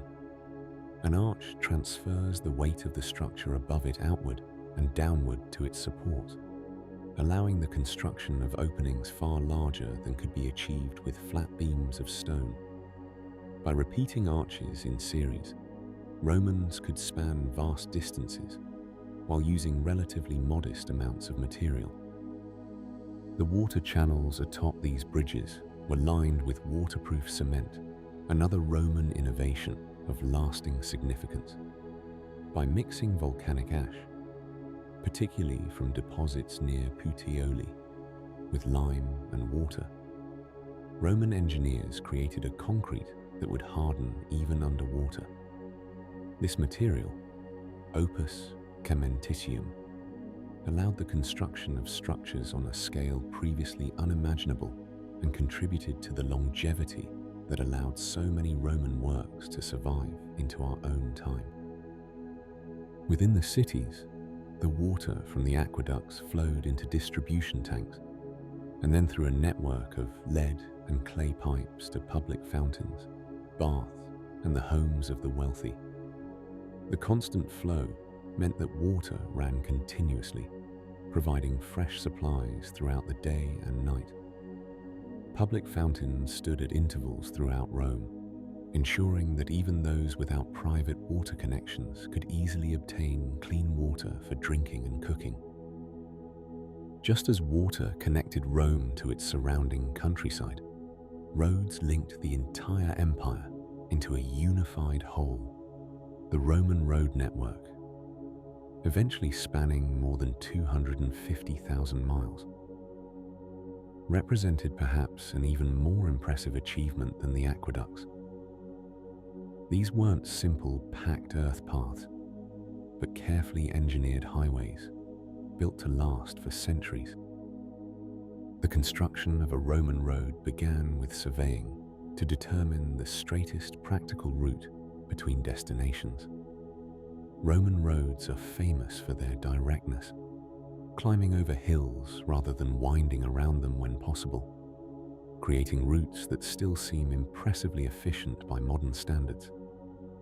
Once the route was determined, workers excavated a trench several feet deep and filled it with layers of materials, each serving a specific purpose.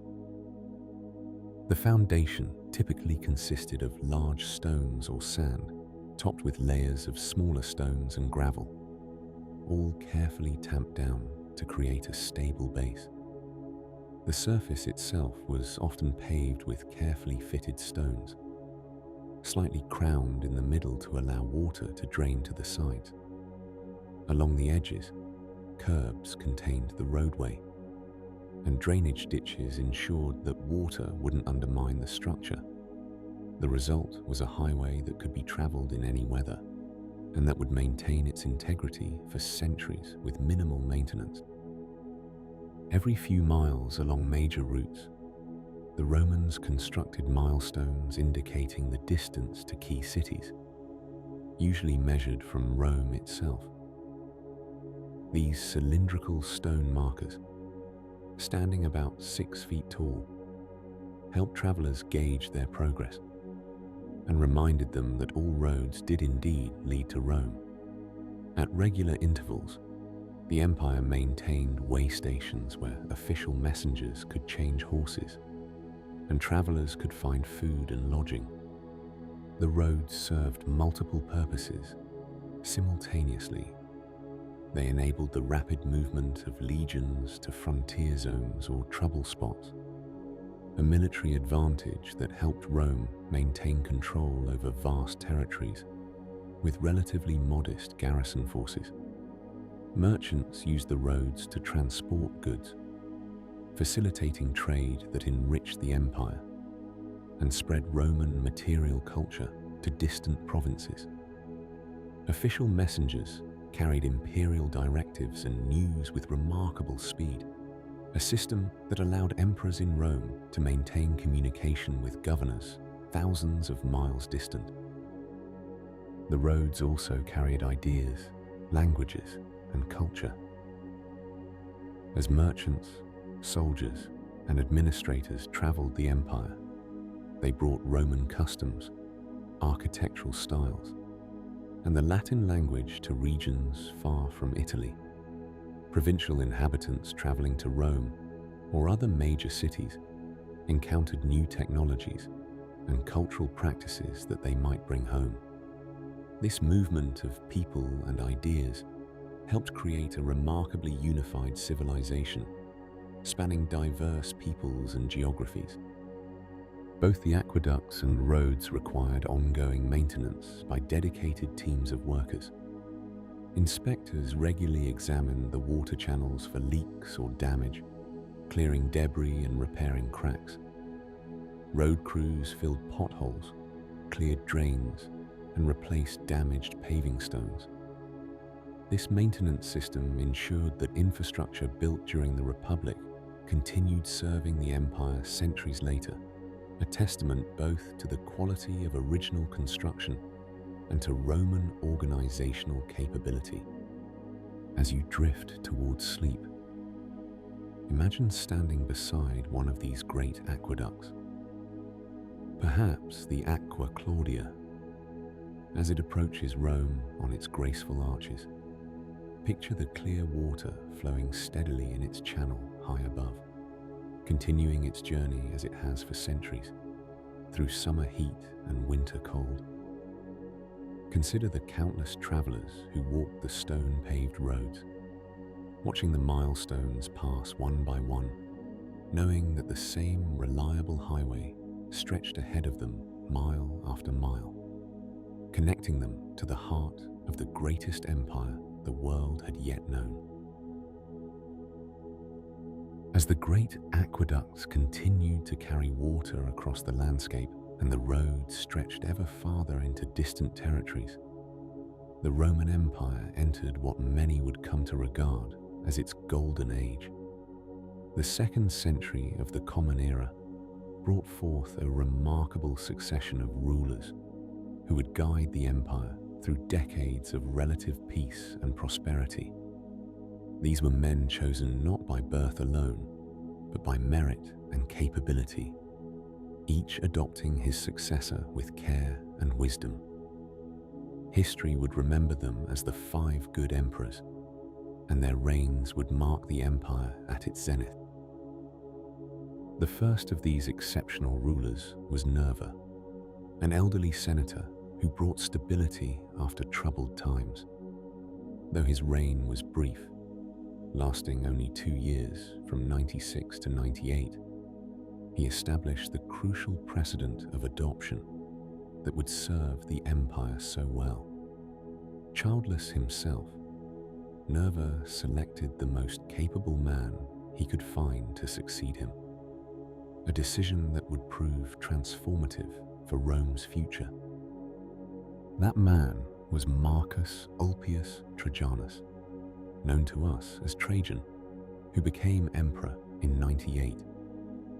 Born in the province of Hispania, Trajan was the first emperor to come from outside Italy, a clear sign of how the empire had evolved beyond its origins on the 7 hills.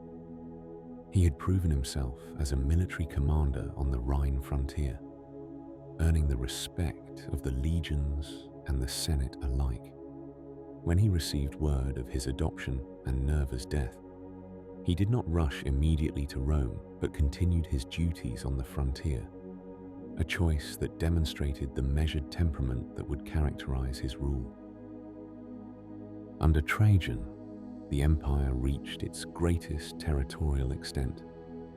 To the northeast, he conducted successful campaigns in Dacia, the region beyond the Danube that is now Romania. The Dacian wars brought immense wealth to Rome, particularly gold and silver from the mountain mines, riches that would fund spectacular building projects throughout the empire. In Rome itself, Trajan commissioned a magnificent forum, the largest of all the imperial forums, adorned with a remarkable column that still stands today. This column, wrapped in a continuous spiral of carved reliefs, tells the story of the Dacian campaigns in exquisite detail, a stone narrative that winds upward for more than 100 feet. But Trajan's ambitions extended beyond Dacia. In the east, he led campaigns into Mesopotamia, pushing Roman control briefly to the Persian Gulf, farther than Rome's standards had ever reached. The eastern campaigns proved more difficult to sustain than those in Dacia, however, and Trajan died in 117 while returning from these distant lands, his health broken by the rigors of campaigning.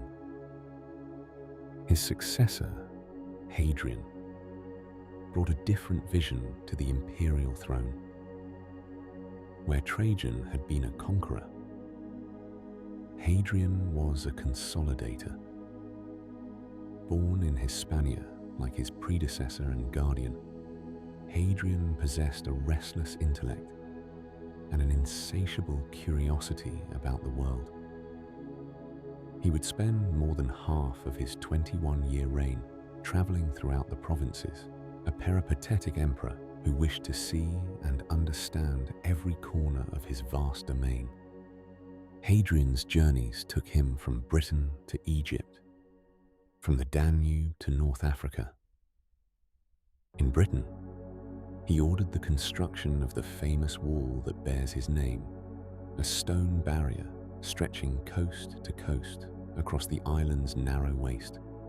This wall was not merely a defensive fortification, but a statement of imperial organization, marking the limit of Roman ambition in that northern land. The emperor himself may have visited the site during its construction, walking the moorlands where Roman soldiers would stand watch for generations. In the east, Hadrian spent considerable time in Greece, a land whose culture and philosophy he deeply admired. He completed the great temple of Olympian Zeus in Athens, a project that had languished for centuries and bestowed many other benefactions upon Greek cities. He established a new city called Antinopolis in Egypt, commemorating a young companion who had drowned tragically in the Nile, and the emperor's genuine grief touched people throughout the empire.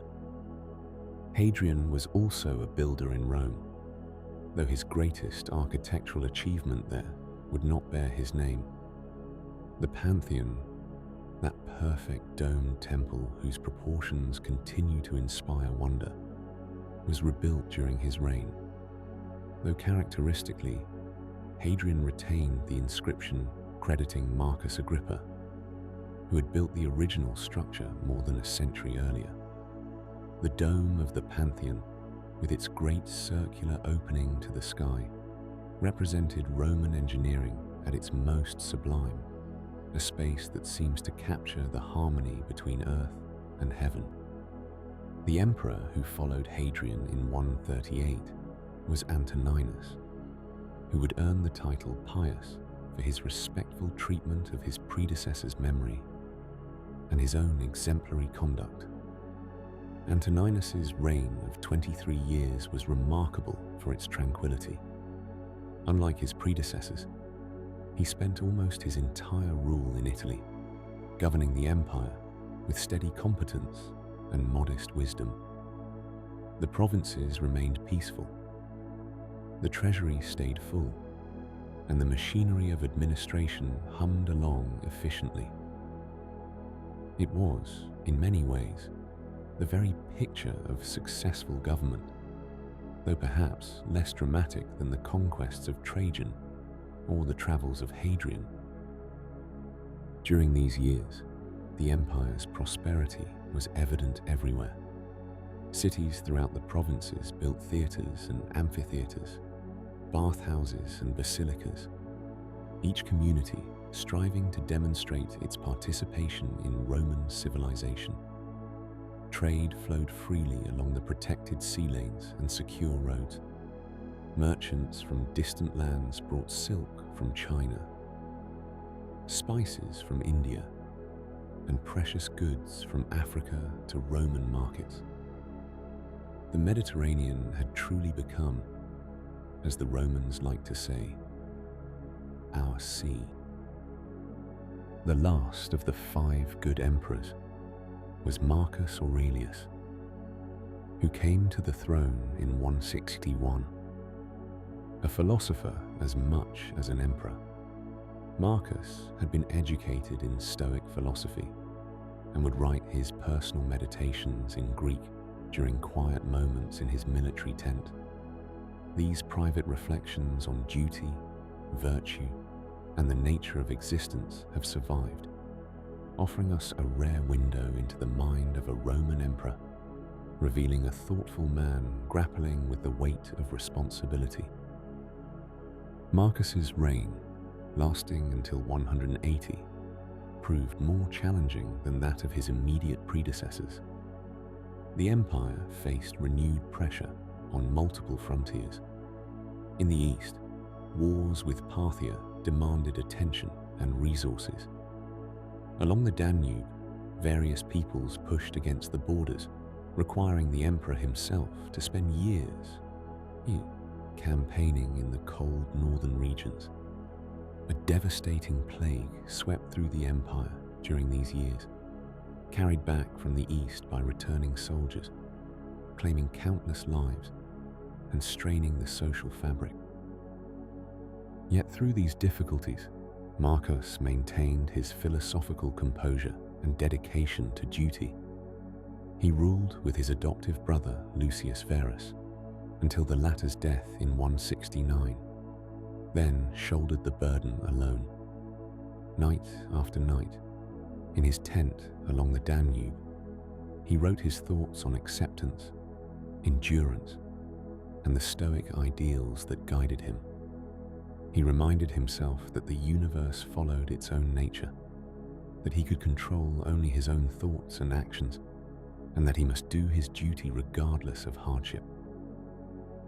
As Marcus Aurelius's reign drew toward its close in the final quarter of the 2nd century, the empire he governed remained vast and powerful, its cities prosperous, its culture flourishing.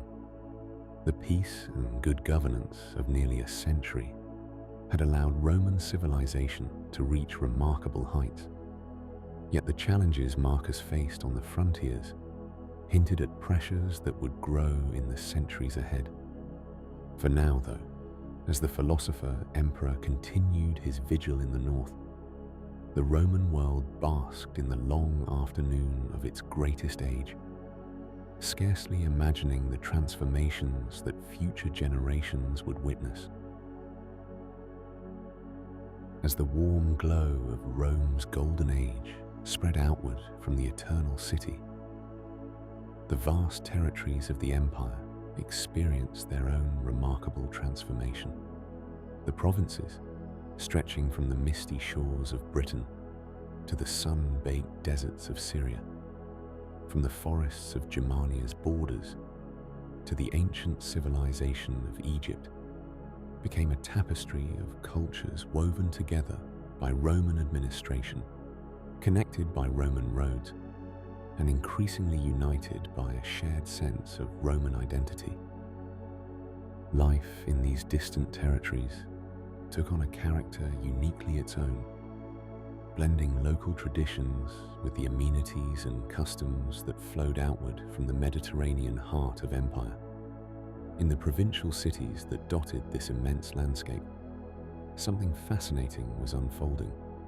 Roman civilization was not simply imposed from above, but rather adapted and embraced by local populations who saw advantage in the stability, prosperity, and prestige that came with being part of the Roman world.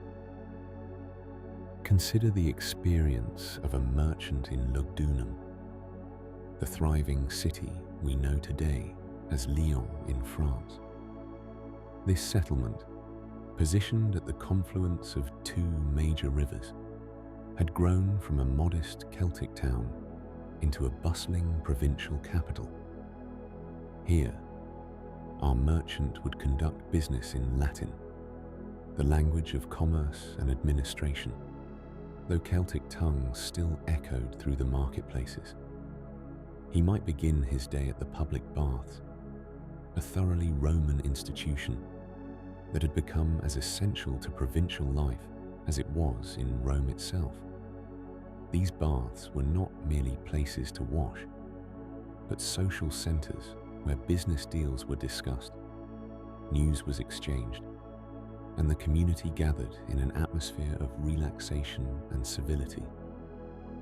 The forum at the city's center would have resembled, on a smaller scale, the great forums of Rome.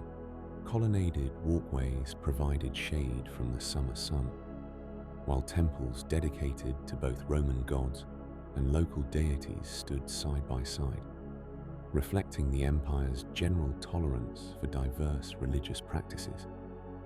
Administrative buildings housed the provincial government officials, many of whom were local men who had risen through the ranks of Roman civic service, earning citizenship and status through their dedication to public life.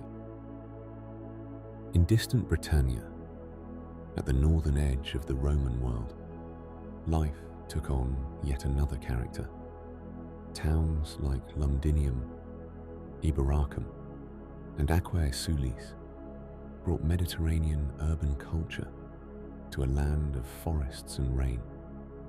Even here, in this remote province, the wealthy built homes with underfloor heating systems called hypercausts, a clever Roman innovation that channeled hot air beneath floors and through walls, making the damp British climate more bearable.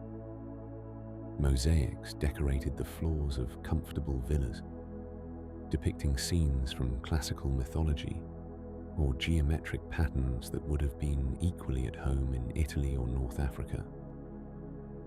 The spread of Roman citizenship itself tells a fascinating story of provincial integration. What began as an exclusive privilege of those born in the city of Rome gradually expanded over the centuries. Entire communities in the provinces could be granted citizenship as a reward for loyalty, military service, or simply as part of Rome's strategy of binding distant peoples to the empire. By the time of the Antonine emperors, being Roman had become less about where you were born and more about participation in Roman culture, adherence to Roman law, and acceptance of Roman governance. The cities of North Africa flourished with particular vigor.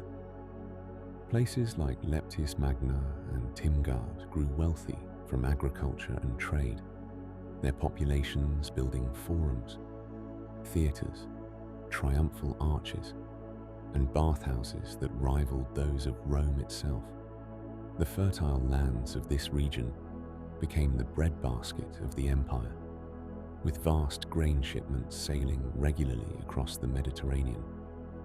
Local elites competed to beautify their cities with donations of public buildings, seeking the honor and recognition that came with civic generosity, a very Roman value that took root deeply in provincial soil. In the eastern provinces, where Greek had long been the language of culture and commerce, Roman rule brought a fascinating fusion. Cities like Ephesus, Antioch, and Alexandria maintained their Greek character while adding Roman administrative efficiency and architectural grandeur. Here, the educated classes were often bilingual, comfortable in both Latin and Greek, able to appreciate the philosophical traditions of Athens alongside the practical governance of Rome. The eastern provinces, wealthier and more urbanized than the West, contributed enormously to imperial culture, producing philosophers, writers, and even emperors. The Roman roads that connected these diverse lands represented more than mere engineering achievements. They were arteries of commerce, communication, and cultural exchange. A traveler could journey from the Pillars of Hercules at the western end of the Mediterranean to the Euphrates River in the east, staying at way stations, changing horses at posting stations, and rarely leaving the protection and convenience of Roman infrastructure. Merchants moved their goods, soldiers marched to distant frontiers, and ideas traveled with unprecedented speed and reliability. Provincial cities developed their own local governments, modeled on Roman practices. Town councils, elected magistrates, and public assemblies gave local elites meaningful participation in governance while maintaining ultimate loyalty to the emperor and empire. Young men from provincial families increasingly sought education in rhetoric and law, skills that could lead to careers in imperial service. The most talented and ambitious might even rise to positions of influence in Rome itself, serving in the Senate or imperial administration. The amphitheaters built in provincial cities, where games and spectacles entertained the masses, reflected both Roman culture and local adaptation. While gladiatorial contests remained popular throughout the empire, regional variations emerged. Local athletic traditions might be incorporated into festival programs, and the scale of entertainments adjusted to local resources and preferences.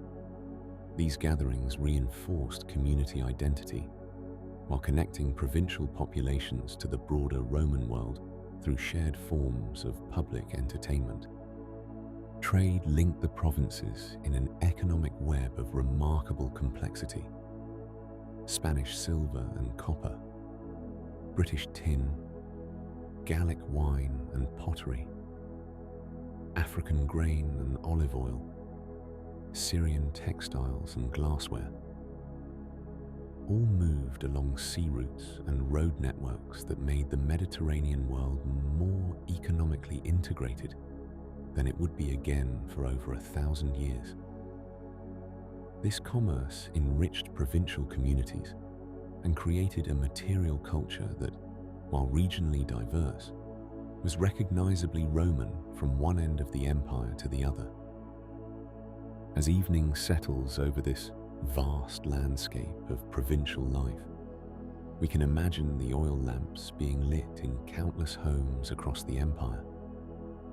From military settlements along the Danube frontier to prosperous villas in Spain, from the great cities of Asia Minor to the newer settlements of Britannia. Different languages might echo through these spaces. Different foods grace the tables. Different local traditions mark the rhythm of the year. Yet all were bound together in the remarkable achievement that was the Roman Empire.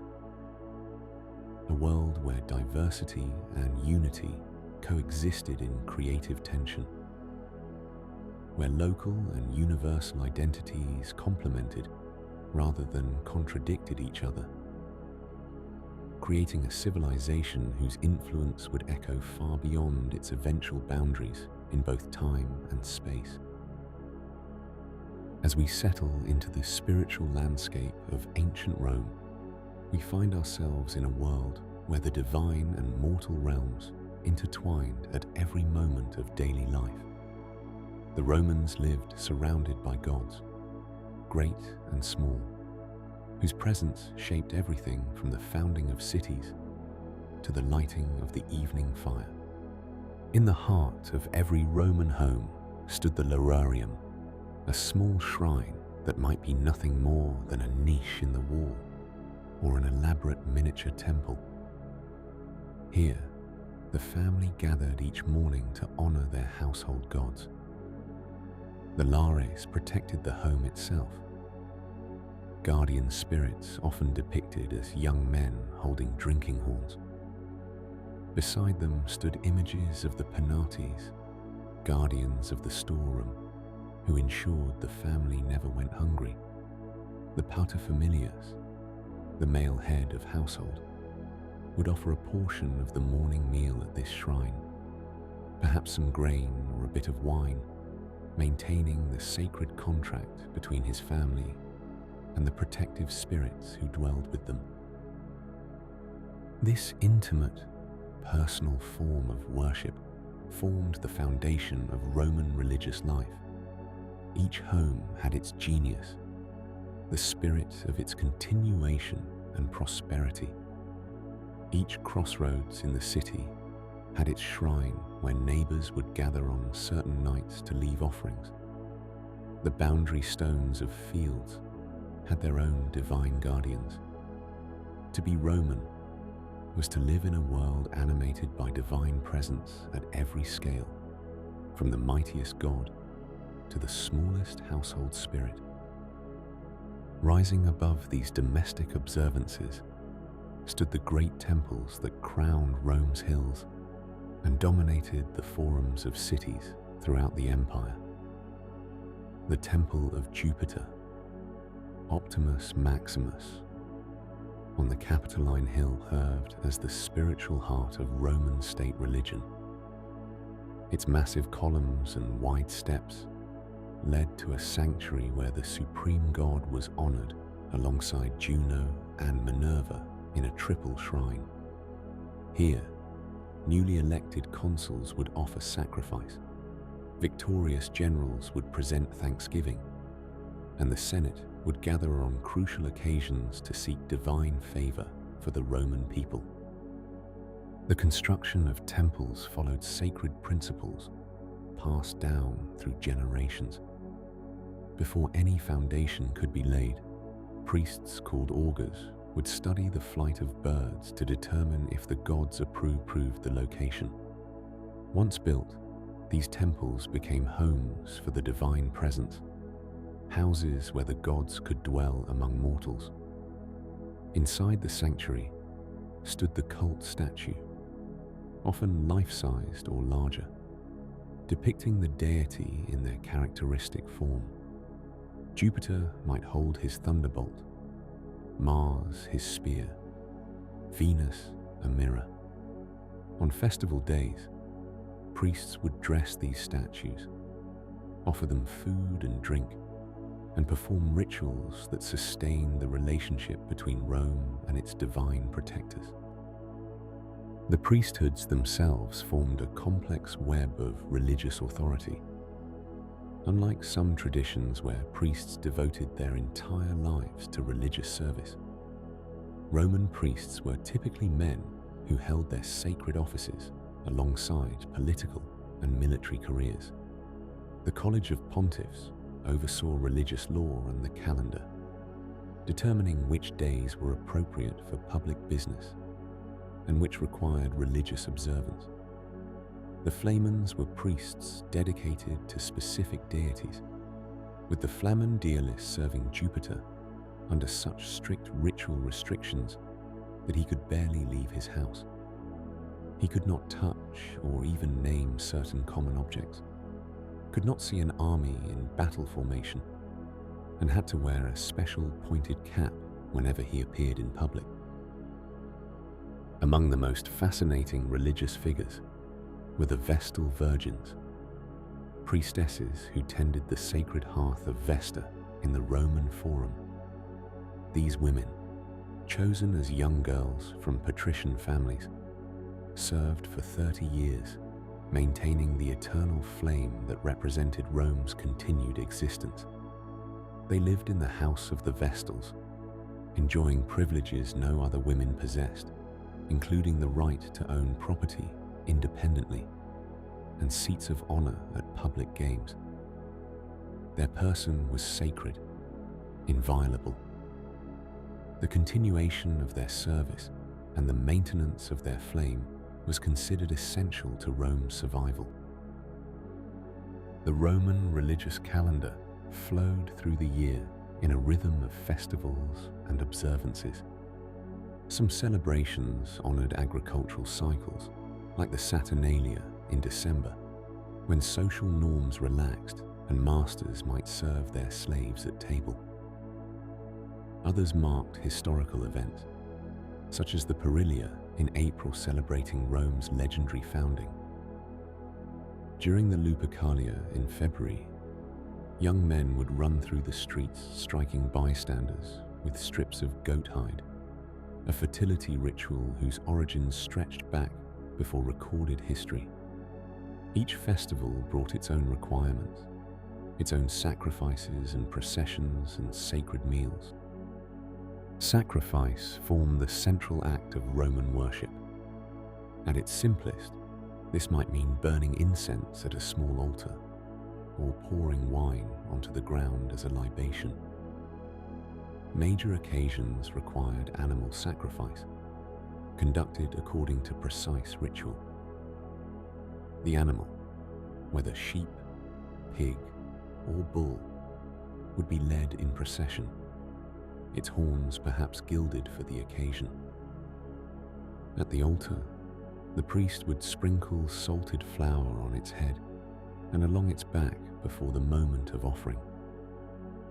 Skilled attendants would examine the internal organs, particularly the liver, reading in its shape and color whether the gods had accepted the sacrifice favorably. As the empire expanded, Roman religion demonstrated a remarkable capacity to absorb new deities and practices. When Roman soldiers encountered the gods of conquered peoples, they often identified them with Roman equivalents or simply added them to the pantheon. The Egyptian goddess Isis found devoted followers throughout the empire. The Persian god Mithras became especially popular among soldiers, worshipped in underground temples where initiates progressed through 7 grades of mystery. These foreign cults offered something different from traditional Roman religion: personal salvation and direct communion with the divine that spoke to spiritual needs the state cults did not fully address. Among these new religions, Christianity emerged during the 1st century, initially as a small movement within Judaism. In its early decades, Christians gathered in private homes, sharing communal meals and maintaining their faith quietly. Their refusal to participate in imperial cult ceremonies and sacrifices to traditional gods occasionally brought them into conflict with authorities, though widespread organized suppression was rare. For most of the first 3 centuries, Christianity spread gradually through the empire's cities, carried by travelers and traders along those magnificent Roman roads, building communities that would eventually transform the spiritual landscape entirely. The Romans approached their gods with a practical mindset. Religion was less about faith or belief in the abstract than about maintaining right relationships through proper ritual. The term religio itself suggested careful observation of sacred obligations. If the proper forms were observed, if the sacrifices were performed correctly, if the festivals were celebrated on their appointed days, then the gods would maintain their part of the bargain, granting victory in war, prosperity in peace, and the continuation of the Roman people. This contractual understanding of the divine relationship permeated Roman spiritual life. As evening descends on our exploration of Roman religious life, we can imagine the lamplight flickering in countless lararia across the empire. Smoke from evening incense rising in homes from Britain to Syria. In this spiritual world, the sacred and mundane were never truly separate. and every Roman lived their life in constant, comfortable conversation with the divine powers that shaped their world. The 2nd century's golden tranquility, which we saw under the philosopher-emperor Marcus Aurelius and his predecessors, could not last forever. As the calendar turned toward the year 200, the Roman Empire entered a period of profound transformation that would test every institution and assumption upon which the Mediterranean world had rested for generations. This era, stretching across most of the 3rd century, brought challenges that seemed to arrive from every direction at once, yet also sparked remarkable adaptations that would reshape the empire for centuries to come. The transition began almost imperceptibly. Marcus Aurelius, writing his meditations in military camps along the Danube frontier, had already sensed the gathering pressures. When his son Commodus took the throne, the steady succession of capable emperors came to an abrupt end. The young emperor's reign dissolved into instability, and his demise in the final days of 192 opened a struggle for power that revealed how fragile the imperial system had become. Multiple claimants emerged, backed by different legions stationed across the empire's vast territories. The armies, once guarantors of peace, now became kingmakers, and the precedent would haunt Rome for generations. The 3rd century saw emperors rise and fall with bewildering speed. Some ruled for mere months before meeting violent ends at the hands of their own soldiers or rivals. In the span of 50 years, dozens of men claimed the purple, creating what historians would later call the crisis of the 3rd century. This rapid turnover created administrative chaos, as each new ruler struggled to establish legitimacy and authority before the next challenger appeared. The Senate, once the heart of Roman political life, found itself increasingly sidelined, reduced to ceremonial functions, while real power rested with whoever commanded the largest and most loyal army. Along the empire's extensive frontiers, pressure mounted steadily. In the north, peoples beyond the Rhine and Danube rivers, whom Romans had long called barbarians, grew more organized and ambitious. These were not mindless hordes, but increasingly sophisticated societies that had learned much from centuries of contact with Rome. They understood Roman military tactics, coveted Roman wealth, and saw opportunities in the empire's internal disarray. Raids became invasions, and defending the long frontier lines stretched Roman military resources to their limits. In the east, a revived Persian empire under the Sassanid dynasty emerged as a formidable rival, more centralized and aggressive than the Parthian kingdoms Rome had previously faced. The eastern provinces, wealthy from trade and agriculture, became battlegrounds where Roman and Persian armies clashed repeatedly. In one particularly striking episode, a Roman emperor was actually captured on the battlefield, an unthinkable humiliation that sent shockwaves through the Mediterranean world. The invincible aura that had surrounded Roman arms for so long began to fade. Economic pressures compounded these military challenges. Constant warfare demanded ever-increasing expenditure, yet the disruptions made tax collection difficult and unpredictable.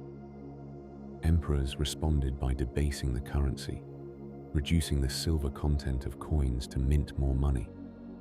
But this solution brought its own problems. Merchants and citizens watched as their coins lost value. Prices rose, and trade became uncertain. The stability that had encouraged commerce throughout the empire for generations gave way to economic anxiety. Yet within this turmoil, transformation was already underway. The empire began adapting to its new circumstances through a series of reforms that would fundamentally alter its character. Emperors recognized that Rome itself, while symbolically important, was no longer ideally positioned to manage an empire facing simultaneous threats on multiple frontiers. Power became more mobile. Emperors spent their reigns not in comfortable palaces, but in military camps near threatened borders, moving from crisis to crisis, with their courts and administrators following behind. The army underwent significant changes as well. The old legions, with their proud traditions and standardized organization, evolved to meet new tactical challenges. Heavy cavalry became more prominent, borrowing techniques from Eastern warfare. Military recruitment expanded to include more soldiers from the frontier provinces, and even from beyond the borders. The Roman army remained formidable, but it was becoming something different from the force that had conquered the Mediterranean world. Administrative reforms accompanied these military adaptations. The provinces, which had grown unwieldy to manage from a central location, were subdivided into smaller, more manageable units. This allowed for more responsive local governance and made it harder for provincial governors to accumulate enough power to challenge the emperor. The civil service expanded, becoming more bureaucratic and complex, creating an administrative apparatus that could function even when emperors changed frequently. Some remarkable figures emerged during this challenging era. Aurelian, who ruled in the 270s, earned the title Restorer of the World by reuniting breakaway regions and achieving a temporary stabilization. He recognized the changed circumstances by building massive new walls around Rome itself, acknowledging that even the eternal city needed protection. These walls, rising high and stretching for miles, represented both a practical defense and a symbolic admission that the old certainties had passed. The religious landscape shifted during these years as well. Traditional Roman religion, with its focus on civic ritual and state ceremonies, had always been adaptable, incorporating gods and practices from across the empire. But now, new spiritual movements spread more rapidly through the unsettled empire. Mystery religions promising personal salvation gained adherents. Christianity, once a marginal sect, continued its steady growth through all levels of society, offering community and hope during uncertain times. The old religious consensus was fragmenting, though few yet realized how profound this transformation would become. By the time the 3rd century drew toward its close, the Roman Empire that emerged from the crisis bore a different character from the one that had entered it. The easy confidence of earlier ages had been replaced by a harder, more defensive posture. The ideal of a unified Mediterranean world under Roman peace remained, but the reality involved constant vigilance, military readiness, and administrative complexity. The division of the empire into eastern and western spheres of administration, which would become formal in the century ahead, was already apparent in practice as different emperors managed different regions. Yet for all these challenges and changes, the empire endured. Its cities still stood. Trade still flowed along its roads and sea lanes. And Roman law still governed the lives of millions across 3 continents. The transformation of the 3rd century had not destroyed the empire, but rather forced it to adapt, to become something new while maintaining continuity with its past. As the 4th century dawned, emperors would build upon these changes, creating administrative structures that would define late antiquity and shape the world that came after Rome. The transformation of the Roman world in the early 4th century brought changes that would echo through the centuries to come. As the empire emerged from the challenges of the previous era, one man would reshape the geography of power itself, creating a new heart for the Roman realm, far from the 7 hills where it all began. Constantine, who had claimed the purple through a combination of military prowess and political acumen, looked eastward as he contemplated the future of his domain.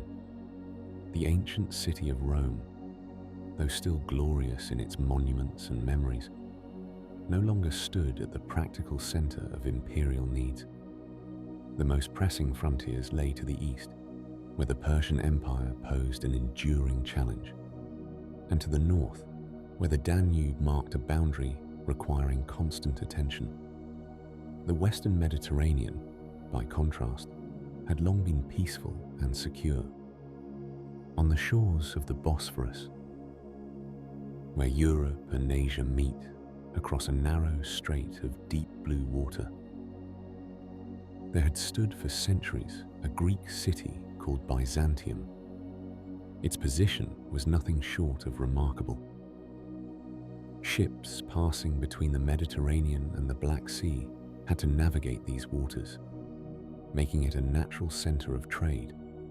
The strait itself provided protection, while the surrounding lands were fertile and well watered. Constantine recognized what many had seen before. This was a place where empires could anchor themselves.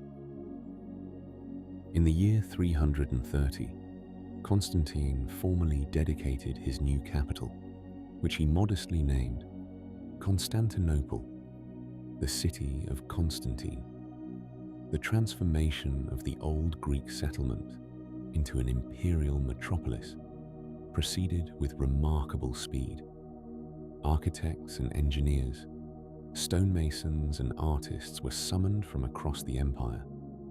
The new city would echo Rome in its hills. Tradition held that it too was built across 7 rises, and in its great public spaces. But it would be distinctly its own creation, unburdened by centuries of accumulated structures and ancient, winding streets. The new capital rose with impressive forums adorned with columns and statues gathered from throughout the Greek-speaking world. A great hippodrome for chariot racing stretched along one hillside, capable of holding tens of thousands of spectators. Churches rather than pagan temples became the centerpieces of public architecture, reflecting the religious transformation that Constantine himself championed. The city walls, when completed, enclosed a space that could accommodate a population befitting an imperial capital, with room for the growth that would surely come. But Constantinople represented more than just a new administrative center. Its founding acknowledged a reality that had been developing for generations. The eastern and western portions of the empire were growing apart. The east was wealthier, more urbanized, and had largely escaped the turmoil that had troubled the West in the previous century. Greek, not Latin, was the language of culture and daily commerce in these lands. The cities of Egypt, Syria, and Asia Minor had been centers of civilization when Rome was still a cluster of shepherds' huts. The Eastern Empire's economy rested on foundations that had supported complex societies for thousands of years. Egyptian grain still fed cities across the Mediterranean. Syrian merchants maintained trade networks reaching to India and beyond. The cities of the East glittered with wealth derived from manufactures, from fine textiles to glasswork that was prized throughout the known world. Gold flowed more freely here, while the West increasingly struggled with questions of currency and taxation. Christianity, which had emerged from the eastern provinces, found particularly fertile ground in these lands. The great theological debates that would define the faith were conducted primarily in Greek by thinkers and bishops whose sees were in cities like Alexandria, Antioch, and Constantinople itself. Constantine's own embrace of the faith, whatever its sincerity or political calculation, aligned the imperial office with a religious movement that was strongest in the very regions where his new capital stood. The Eastern emperors who followed Constantine found themselves ruling over a realm that, while still calling itself Roman, grew increasingly distinct in character. The administrative language remained Latin for official purposes, but Greek dominated everywhere else. Roman law continued to provide the framework for justice, but it was interpreted and applied by men steeped in Hellenic educational traditions. The army still called its units by Latin names and maintained Roman discipline, but many of its soldiers came from the eastern provinces or from peoples beyond the frontiers who sought service and citizenship.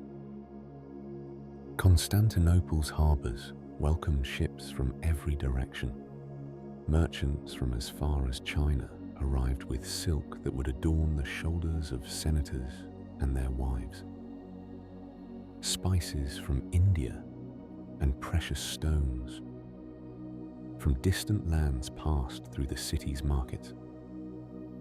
The wealth of this trade enriched the imperial treasury and allowed the Eastern Empire to maintain its complex machinery of government and defense. The city itself grew into a living symbol of continuity and change.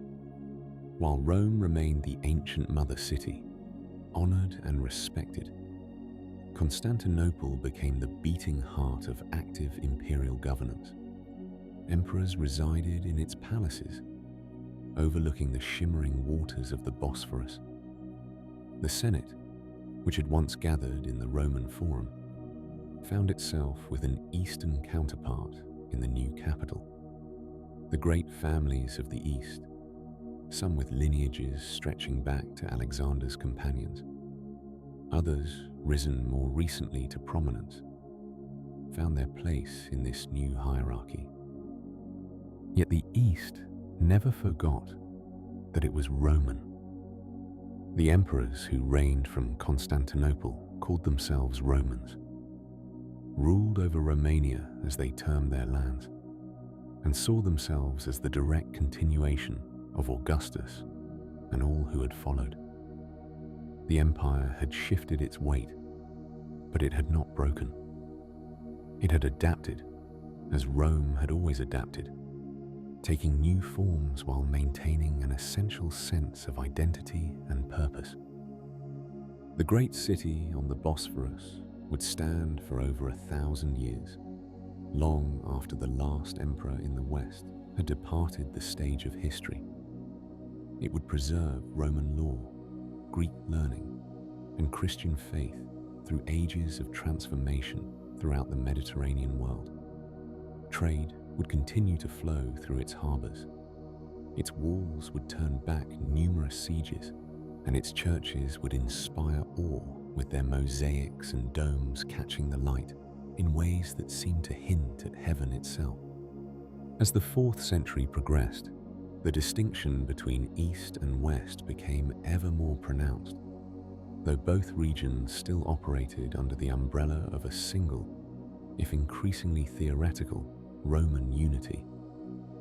The wealth, stability, and strategic position of the East allowed it to meet challenges that would prove overwhelming to its Western counterpart.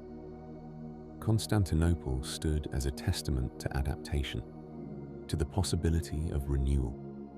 and to the enduring power of the Roman idea, even as its geographic expression evolved.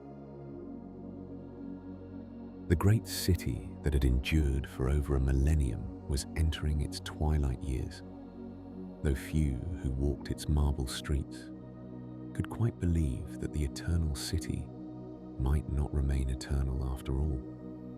As we've seen, the empire's center had already shifted eastward to Constantinople, but in the west, Rome itself still stood as a powerful symbol, even as the reality of imperial power continued to fade like evening light across the Tiber. The year 406 brought a winter so severe that the Rhine River froze solid.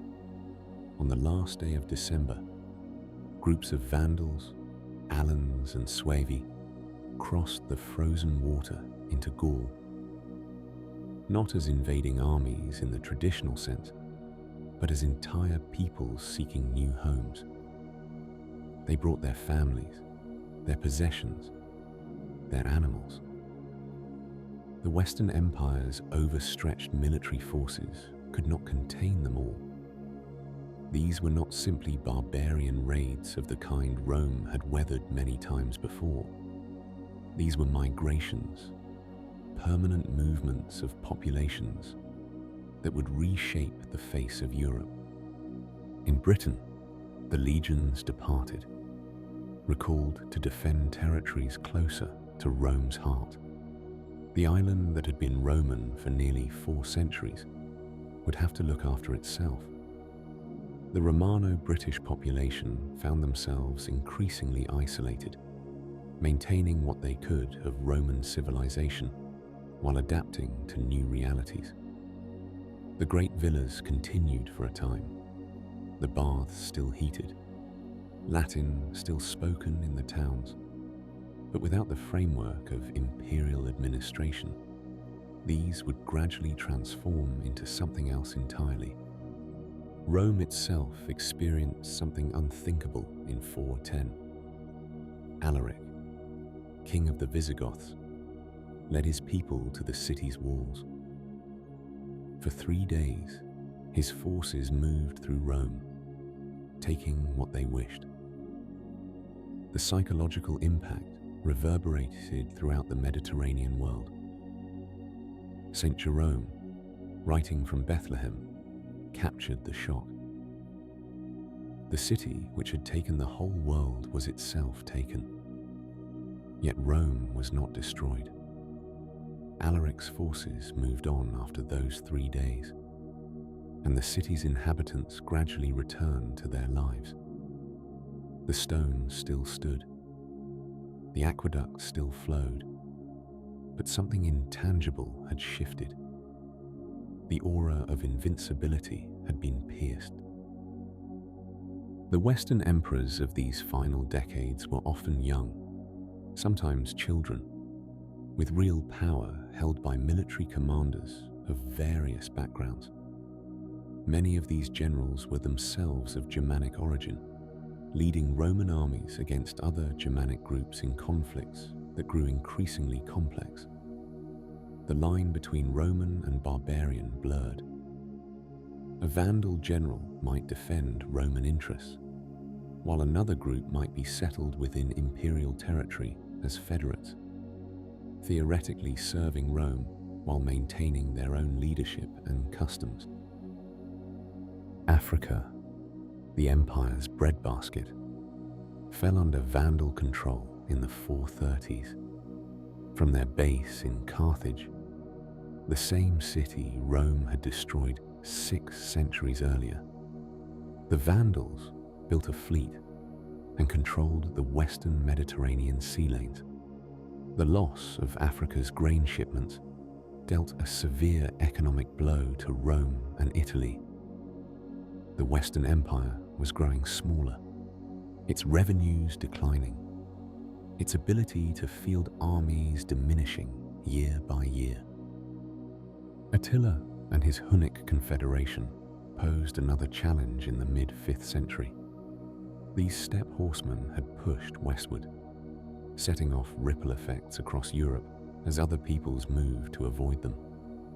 In 452, Attila's forces entered Italy, though according to tradition, Pope Leo I travelled to meet him, and whatever transpired in that conversation, Attila withdrew.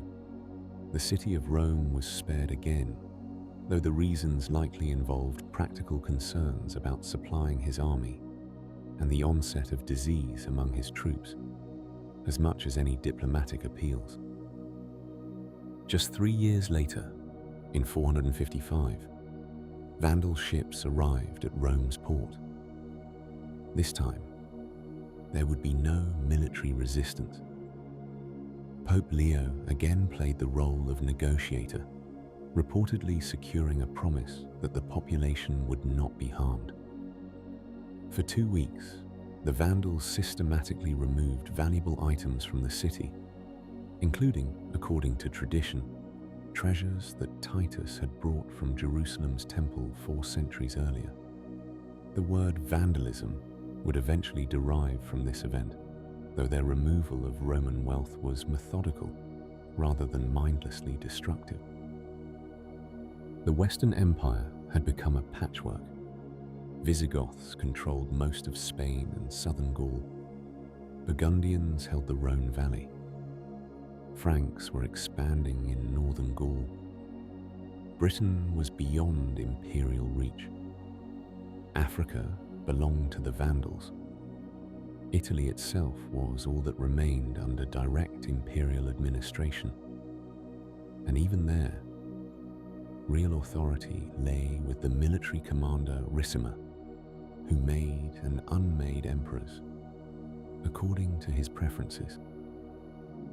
In 476, a date often marked as the end of the Western Roman Empire, another military commander, Odoacer, decided that the fiction of a Western emperor was no longer necessary. The current emperor was a boy named Romulus Augustulus, his name a poignant echo of Rome's legendary founder and first emperor combined. Odoacer pensioned off the young emperor and sent the imperial regalia to Constantinople, acknowledging the Eastern emperor as sole legitimate Augustus. Odoacer would rule Italy as a king, nominally under Eastern imperial authority, but in practice independently. Yet Rome did not fall silent on that autumn day in 476. The city's population, much reduced from its peak, continued their lives. The Senate still met, though its power was now purely advisory. The great buildings still stood, their stones weathered by centuries, but solid. The aqueducts still brought water from the hills. Latin was still spoken in the street, in the market, in the churches. The transformation was gradual rather than sudden, a slow metamorphosis rather than a dramatic collapse. The legacy that Rome left behind was immense and enduring. Roman law would be codified by the Eastern Emperor Justinian and would form the foundation for legal systems throughout Europe. The Latin language would evolve into French, Spanish, Italian, Portuguese, and Romanian, while also providing much of the vocabulary for English and other languages. The Roman alphabet, in which these words are written, spread across much of the world. The ideal of universal law, of citizenship transcending tribal identity, of representative institutions and civic duty, all these concepts that Rome developed would resurface again and again in later centuries. The engineering knowledge that had built the aqueducts and roads, the architectural innovations of the arch and dome and concrete, these practical gifts would enable the construction of medieval cathedrals and Renaissance palaces. The very concept of Europe as a cultural unit, distinct from Asia and Africa, was largely a Roman creation, drawn from the empire's boundaries and the shared experience of Roman governance and culture.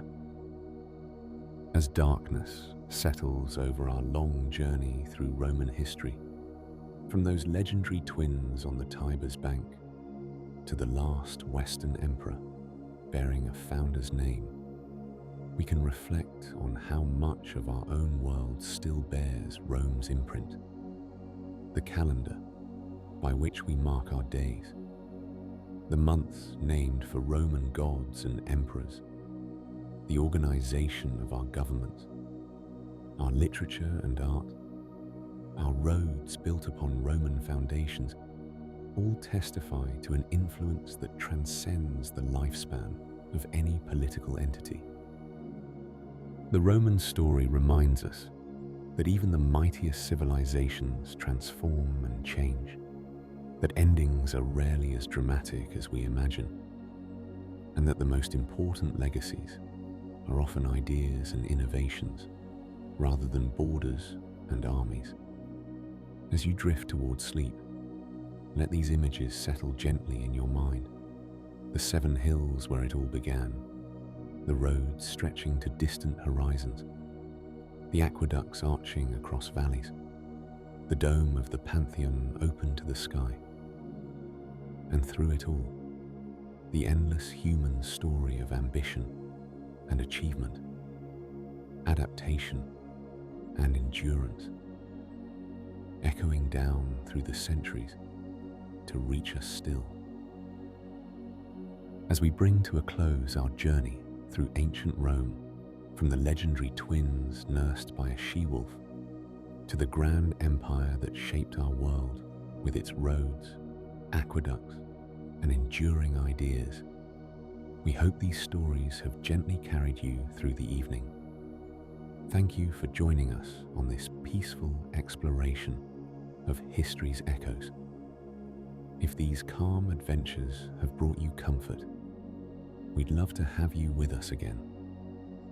Like, subscribe, and share your thoughts in the comments below to help other smart sleepers find their way to restful nights. And now, as the night deepens and your mind settles into quietness, we wish you the sweetest of dreams. Good night, fellow dreamer, and may your sleep be restful and your dreams be kind.